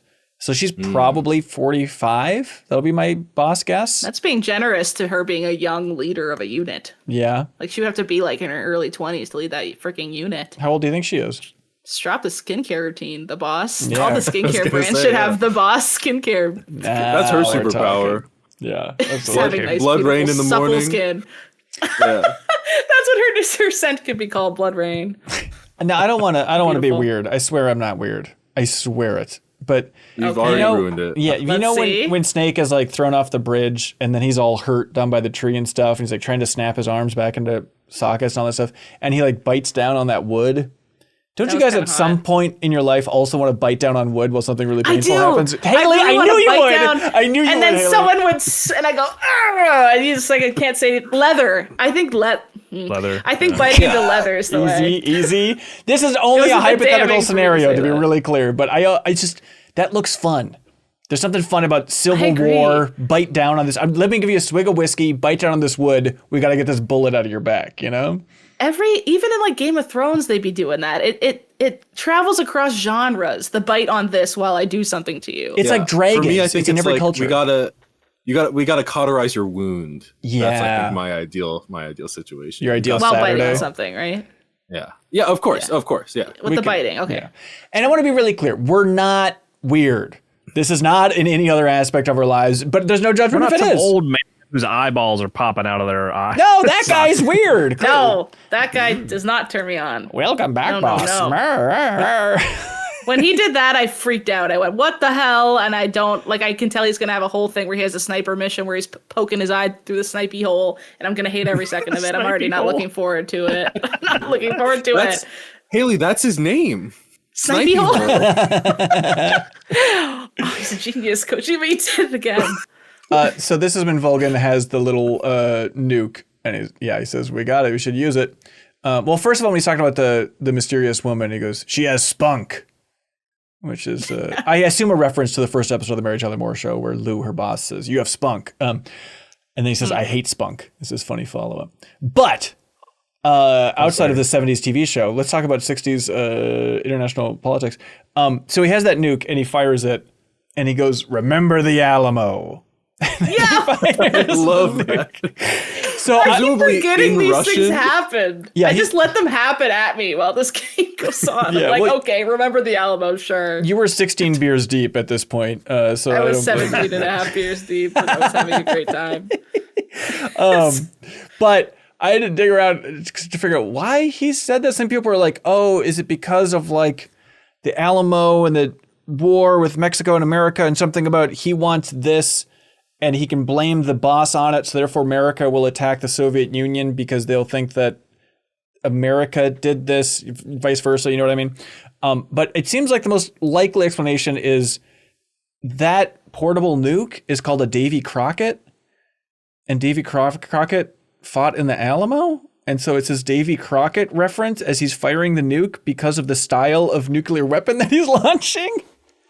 Oh my god. That's crazy. In my head, like he just the was first saying one an American better. thing while he did an American vibey thing. Like he might as well have said yippee-ki-yay, mother effer or something. Like I thought that was the energy. Look, correct us in the comments for what we get wrong about all this stuff. But yeah, I love just the layers of this, of having Naked Snake thrown off the bridge. He's hurt real bad. You need to spend a lot of time in that menu cleaning up every part of his body to make sure you really understand that system. And then if you do that for an extended period of time and really feel how hurt he is and how damaged he is, then it's like, now he needs to survive a nuclear blast. It's just going to come blasting through the trees. Like this is as good as an intro can get, you guys. Other than the fact that it's barely playable, this is as good as a video game intro can get. It's just a lot. Like I've had and maybe it's because he was playing the 3DS version of the game, but I gave it to my brother many years ago, and I was like, you should play this. Like, you like a good narrative.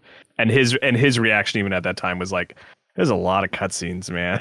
Like it's like you got to really like dig in and get ready for it, you know? Yeah. I was glad we were doing the deepest dive, because it like my best metaphor, other than it's the most Metal Gear per second I'd ever experienced, was like it's a really rich, intense meal that I need multiple people to help me digest. Oh, like good. It's, so much happened that it's like my brain alone is not capable of processing all of it, and I just need to talk it out with other people to be like, okay, I understand this, or okay, I wasn't terrible at this, it was like that. It's like, okay, no one understands why the bees are there, and that's just kind of part of it, and that's fine.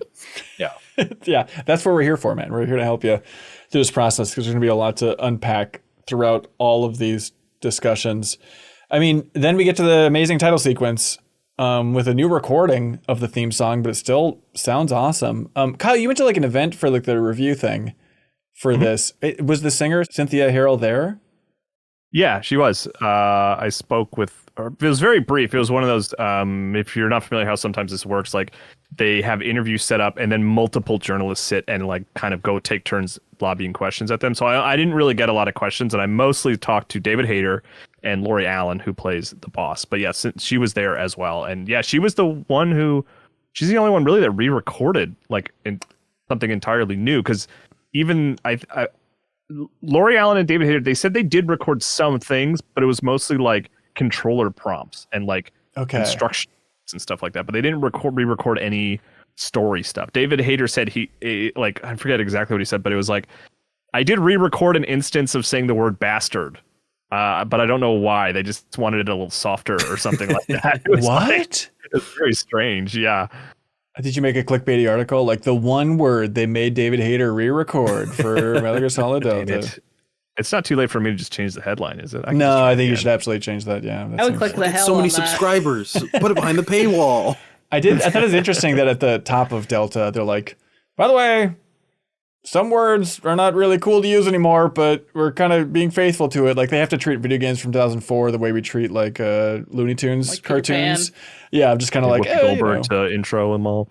Yeah, just like, just so you know, we'll see how some of this stuff ages. Are you anticipating that? Is that like a notable? Are there like? Is there a scene in the game you're like, oh, they use this word that we don't use anymore? I can't think of. There's some stuff where it's like implied things, but I can't think of a scene that's like, oh God, when they just start dropping slurs. I can't think of it. Yeah, maybe there's some deep codec call or something that you can get into. There's a fifth guy on the B tier Justice League who's just drops slurs with the Hornet guy. Oh, that's kind of his thing. The original Metal Gear Solid, instead of saying "Remember the Alamo," Colonel Volgin just says the N word, and that's all. That's all that happened. And like, I guess Davy Crockett probably said that a lot, so I guess it's a reference to Davy Crockett still. It's unclear. It means something else in Japanese. But I mean, that title sequence. I mean, I assume you've heard that song before, but was that getting you pumped? I've never heard that song before. Really? Yeah. Whoa. I was like, what the? Okay. No, that's how like distance I very purposefully distanced myself from other Metal Gear games with the intention of coming to them with an open heart and an open mind. And Wow. it's been like hearing that was fun. It was very much giving James Bond. Oh yeah. Which is clearly the intention. No, but... and actually, James Bond was inspired by Kojima. Just like Uncharted. Yeah, you got to get your timeline straight, Haley. Yeah. That's what I'm slowly learning low key is every reference that I think is actually just a Metal Gear reference that I haven't learned earlier enough. Yeah, it's influential. A lot of developers love Metal Gear. Yeah. I have 7 words to describe whether or not I've listened to this song before. It tastes like a dream crepe eater. This is from Charles Hart's lunch song from July 13th, 2024. Nice.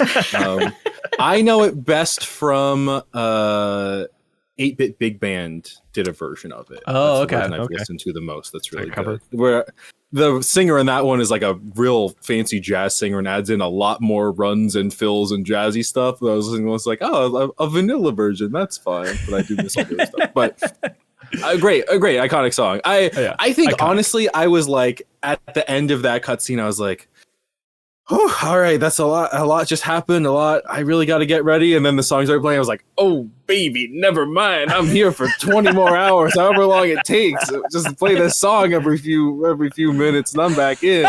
Every few minutes. You can't overdo it, Kojima. Yeah, it's always the line that makes me laugh so much is that some days you feed on a tree frog. It just feels like, I'm sure the first time, that's what you should have asked her, is just like the first time you read that, but you're like, how can I possibly sing that? Like, it just does not sound good in English, but here we go. Tree frog. You nailed it, man. Yeah, do it. I think I told you this story before, but it was a very uncomfortable beat where when we did the Metal Gear Solid 5 Ground Zeroes and Phantom Pain cover story for Game Informer, we were going out to dinner and some karaoke with like the game's producer, Ken, who's worked on Metal Gear Solid 3 and stuff going way back, and some other folks. And like over dinner, I remember this distinctly, I had 1 beer over a 2-hour dinner. And then it was like, all right, time for karaoke. I went to karaoke and he's like, we need to go to one special karaoke spot. I was like, okay, sure. So we went all the way there. And it wasn't too far from, Konami's headquarters. And then he booted up, they had Snake Eater in that karaoke booth.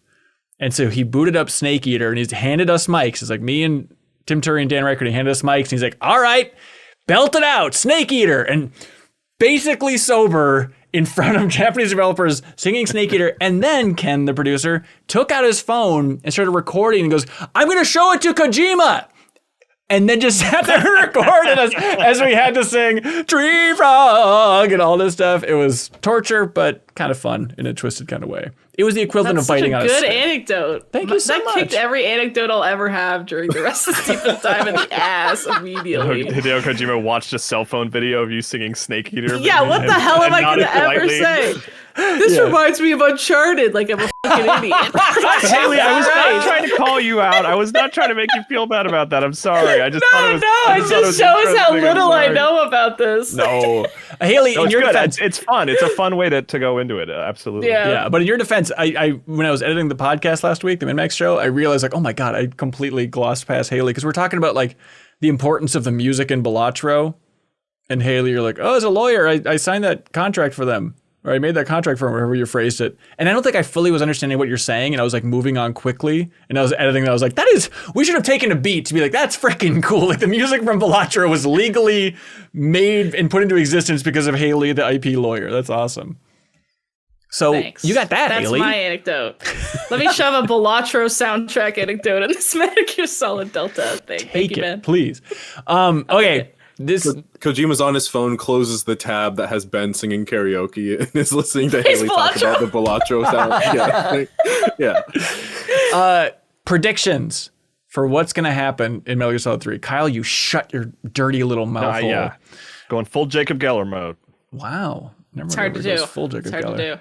All right, what do y'all think? You don't have to, it can be serious, it can be goofy, but we want serious. Like, really, where do you think this story's going to go? What do you think they're setting up? Give us some good twists and turns. You've hit some throughout the entire episode so far, but I don't know. That's the thing that's fun about this is I don't freaking know. This is going to be, I feel like anything could happen in the next, however long this game is. I don't even know also that I can't even predict. Like, I guess from a basic game sense, each of the Hornet eyeball guys are each their own little sub boss on our way to the boss. Like, I guess is probably the way I would anticipate this being, and they each have their own little cutscene and boss fight. I don't know, how would you fight the Hornets with an RPG? Maybe I can't even anticipate. Maybe I'll control spiders and they'll trap the Hornets in webs. Who knows? You said that, I was like, oh, I actually have no idea, because I feel like that's one thing that this series always swerves on me. I bet there'll be some way to like avoid lightning strikes when you're fighting Volgin or something. That's what I think, is it'll be like a rubber suit or something weird like that, or you have to make lightning rods or something. I think story wise, there's gonna be a double cross at some point, right? Because we already had one, but I feel like there's gonna be like another double cross 3/4 of the way through. My current thought is like, I don't know whether the final boss is Volgin or the boss. I think that's where my head is at, as I'm like, one of them has the upper hand on the other, and I think it would be shocking either way to find out what the power dynamic is. But either like the boss is like, Volgin, I played you for a fool this whole time. I'm in control of whatever, and you know, Khrushchev's my boyfriend or whatever. And that'll be a thing. Romantic. Or Volgin is like, the boss is like, I was just doing this to be undercover. Yeah, Snake. This is all for you. And then Volgin like stabs her in the back and goes, what? No, betrayal. I don't know. But yeah, I don't know. I don't know like what the plot of the rest of the game. I guess Sokolov relevant, obviously. The concept of a Metal Gear is always like a fun thing. Snake presumably is trying to stop that from being finished, because I think they needed Sokolov to finish it specifically. Yeah, it's only in phase 1 and they need to finish it, yeah. But yeah, I don't know. I don't know where it takes place. I assume it's more jungle, because that's all the visual imagery I've ever seen of the game, but it's like, is he just going to come right back to where he is right now? That feels weird, but I don't know. Maybe that's normal. Yeah, he just I'm trying to think of things that Kojima hates as well, like AI, timelines. Yeah. Lots of things. Yeah, I assume it'll be. I think what was so interesting to me. Well, I keep wanting to talk about the first 2 Metal Gear games. I'm trying to avoid it because it's kind of story spoilers for this other one. But thematically, a lot of like, that was something that stuck out to me, as he was like, there shouldn't be nukes. It was like a very clear political message in a game. It's like, oh, it's crazy that's like, I don't know. I can't imagine that existing in a game right now, unless it was like a smaller indie developer or something. So that, I think, being a thing, and maybe Volgin just keeps being like, I love this nuke gun. He has a Gatling gun of nukes. Yeah. He's like, I've got a great memory of the Alamo now, and it's like, we gotta stop this guy from using all these Davy Crockett's everywhere. Yeah, it is funny. I mean, Haley, do you know about the Alamo also? As a Canadian? I mean, I've heard about the word Alamo, and I've heard remember the Alamo, but I'm not gonna lie on this podcast and tell you I know what that means. That's the most that's basically the gist most Americans have as well. I don't think. Yeah, as an American, I learned about it in 4th or 5th grade, and I was like, yeah, I know that you're supposed to remember it, but any like context that line might have the fact that Ben had to like translate for us is a big indicator, I think. I will say, I think this is as far deep as I can go on that front, but the Mexican-American War is super cool. Not the war part and the death and fighting Mexico part, but it's cool because, correct me if I'm wrong, everybody, but it's the prequel to the Civil War, where like all the Civil War generals that had to fight each other and kill each other, they were all like basically college buddies, fresh recruits, just like getting their officer stripes, fighting on the same side in the Mexico-American War. And so in the Civil War, it's like, Robert E. Lee, I remember that SOB from that bunk. Like, I know his style. I trained with that guy. And so that's what's fun about that entire scene from a dork's perspective. But good guesses. Boyhood betrayal. Yeah, like if they ever make a great Civil War movie, like this will be their Hobbit, is going back and making the Mexican-American War, I think. We can all, come on, Peter Jackson, what are you doing? You finished with the Beatles, go back and do it. But to your point about fighting the bees, like I will point out that when the bees first start swarming the bridge, Snake is like, oh, like he's aiming his gun at them. Yeah. He's like, what do you think you're doing here, man? I'll trank these hornets. But I guess like if you had a gun and you were attacked by a swarm of bees, you would probably reflexively aim the gun at them as well, I suppose. I think I would. I actually had this exact thought of like, what would I do if I had a gun in my hand and hornets attacked me? Probably aim at the hornets, because I am also terrified of bees and hornets.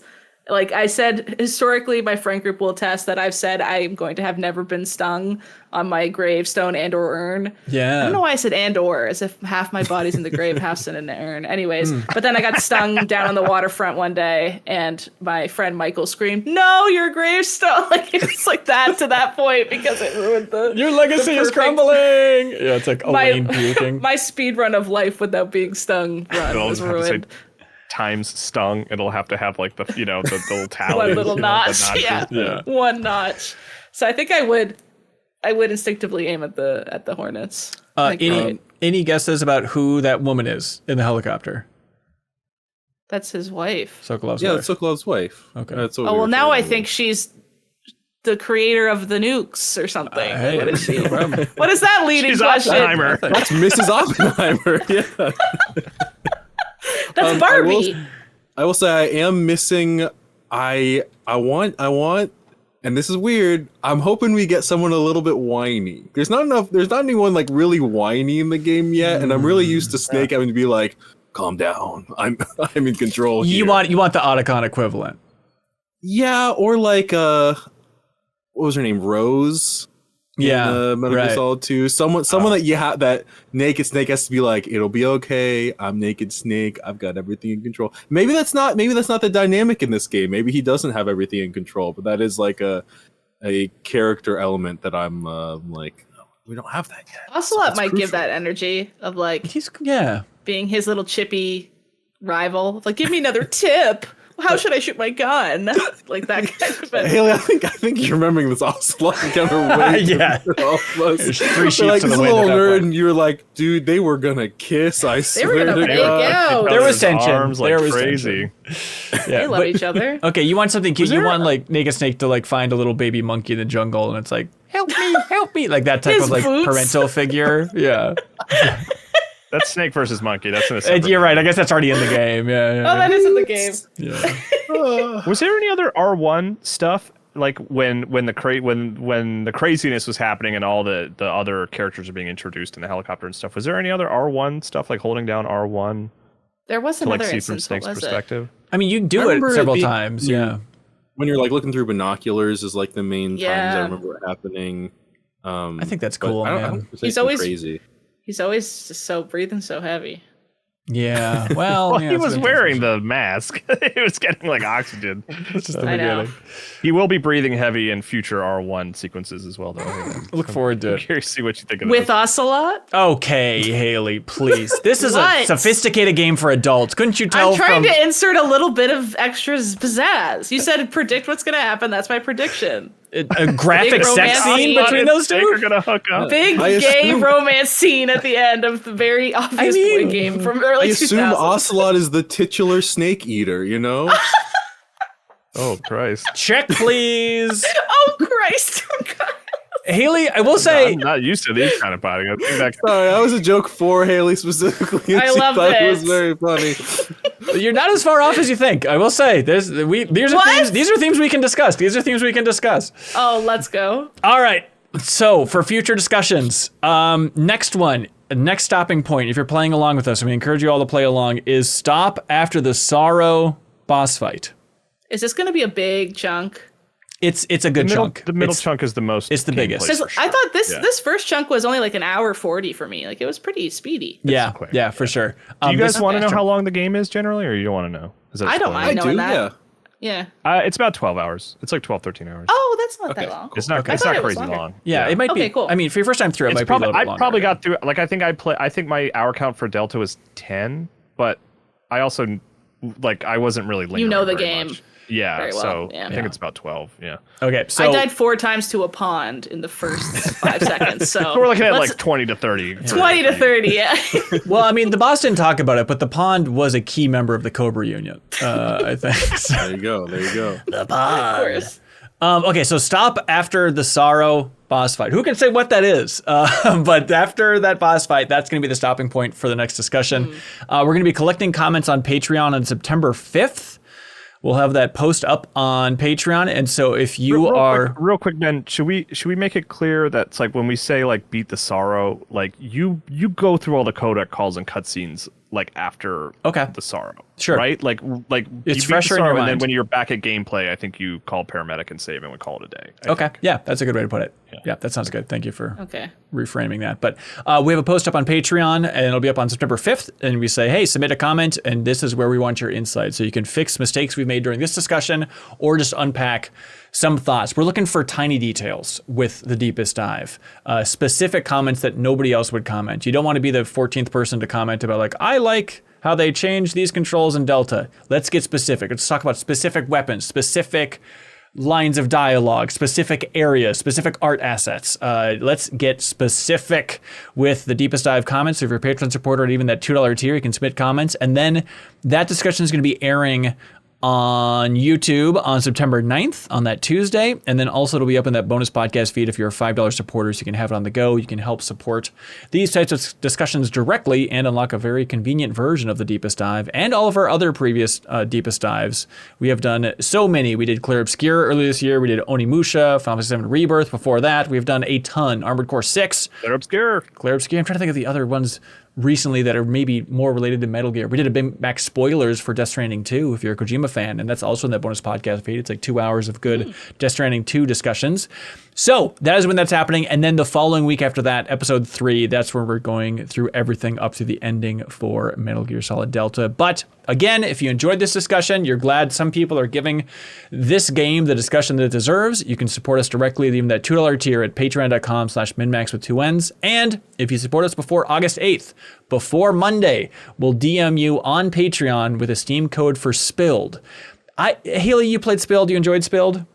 Yeah, it gives you that good brain juice feel like in Super Mario Sunshine, cleaning up the goop. Yeah, I can't imagine a gamer on Earth who would not enjoy playing Spilled. It's really like, incremental improvements to your boat always feels good. Yeah. And just like when you drive over dirt, it goes away immediately while I sit in my messy apartment. It's what you want. So you can get it. You can help support independent games and help support independent games media by supporting us on Patreon. And then we'll DM you that Steam code for Spilled through Patreon's DM. So check your Patreon DM. I'll reach out to you personally and I'll send you a Steam code. We'll post on all our social media if we run out of codes for Spilled. But thanks to the folks behind Spilled for making that whole thing possible. People watching us live, they say, Haley and Charles, make sure, they say, I highly recommend doing lots of extra codec calls. There's lots of great content in there throughout this next chunk. I didn't even know that was a thing with extra content, so I'll make sure to do that moving forward. Now, I'm guessing each room has its own unique calls and stuff. Area, I suppose. Just if you're compelled by a character, just try calling every once in a while just to see what they're doing on the other end of the line. Like if something like weird happens or you're curious about something, usually if you call like somebody, they'll have something to say about it, you know? Yeah. Does it kind of reach a point where they'll go, I have nothing to say right now? Kind of like what like Dollman was doing in Death Stranding 2. They'll repeat themselves. That's when you know you hit a wall, kind of. Yeah. Okay. I did try to get into the habit of, in the first 2 games, if I got stuck, resisting the urge to like look up what to do next and instead just being like, just call everyone you know. If something's weird or confusing, someone will tell you the answer. Probably it'll be in the codec. Yeah. Okay. Awesome. All right, Kyle Hilliard, thanks for being here, sir. Thank you for having me. I'm excited to talk more Metal Gear soon. Charles and Haley, thank you for making this feel like a fresh experience for us. We greatly appreciate your rookie perspective. This is a great combo. Yeah. It feels like I have a buddy who also doesn't know what's happening, and then 2 stepdads who are leading me through the confusing mess. And we kind of feel like you guys are still just children. You don't have an emotion yet to bring into podcasting. Yeah, even though you guys are like 5 years older than me, you're my stepdads. Haley, did you do the math homework at junior high for tomorrow? No, I was too busy playing Metal Gear. Oh, my mom's gonna kill me. Oh no! All right, everybody, we'll see you next time. Greatly appreciate it. Any help sharing this online is appreciated as well. Thanks so much. Be good and fun. Let's go. Did you know that you can double the amount of MinnMax podcasts you listen to every single week right in your favorite podcast app? All you have to do is go to patreon.com/MinnMax with 2 N's, jump in at that $5 tier, and then you're good to go. You have the podcast version of The Deepest Dive, Max Spoilers, MinnMax interviews, weekly access to Bonus Pod, which is our Patreon exclusive podcast. It's very good. And early and ad-free versions of the MinnMax Show podcast every single week. There's a ton of content in there, and it's a way to directly support what we do here at MinnMax.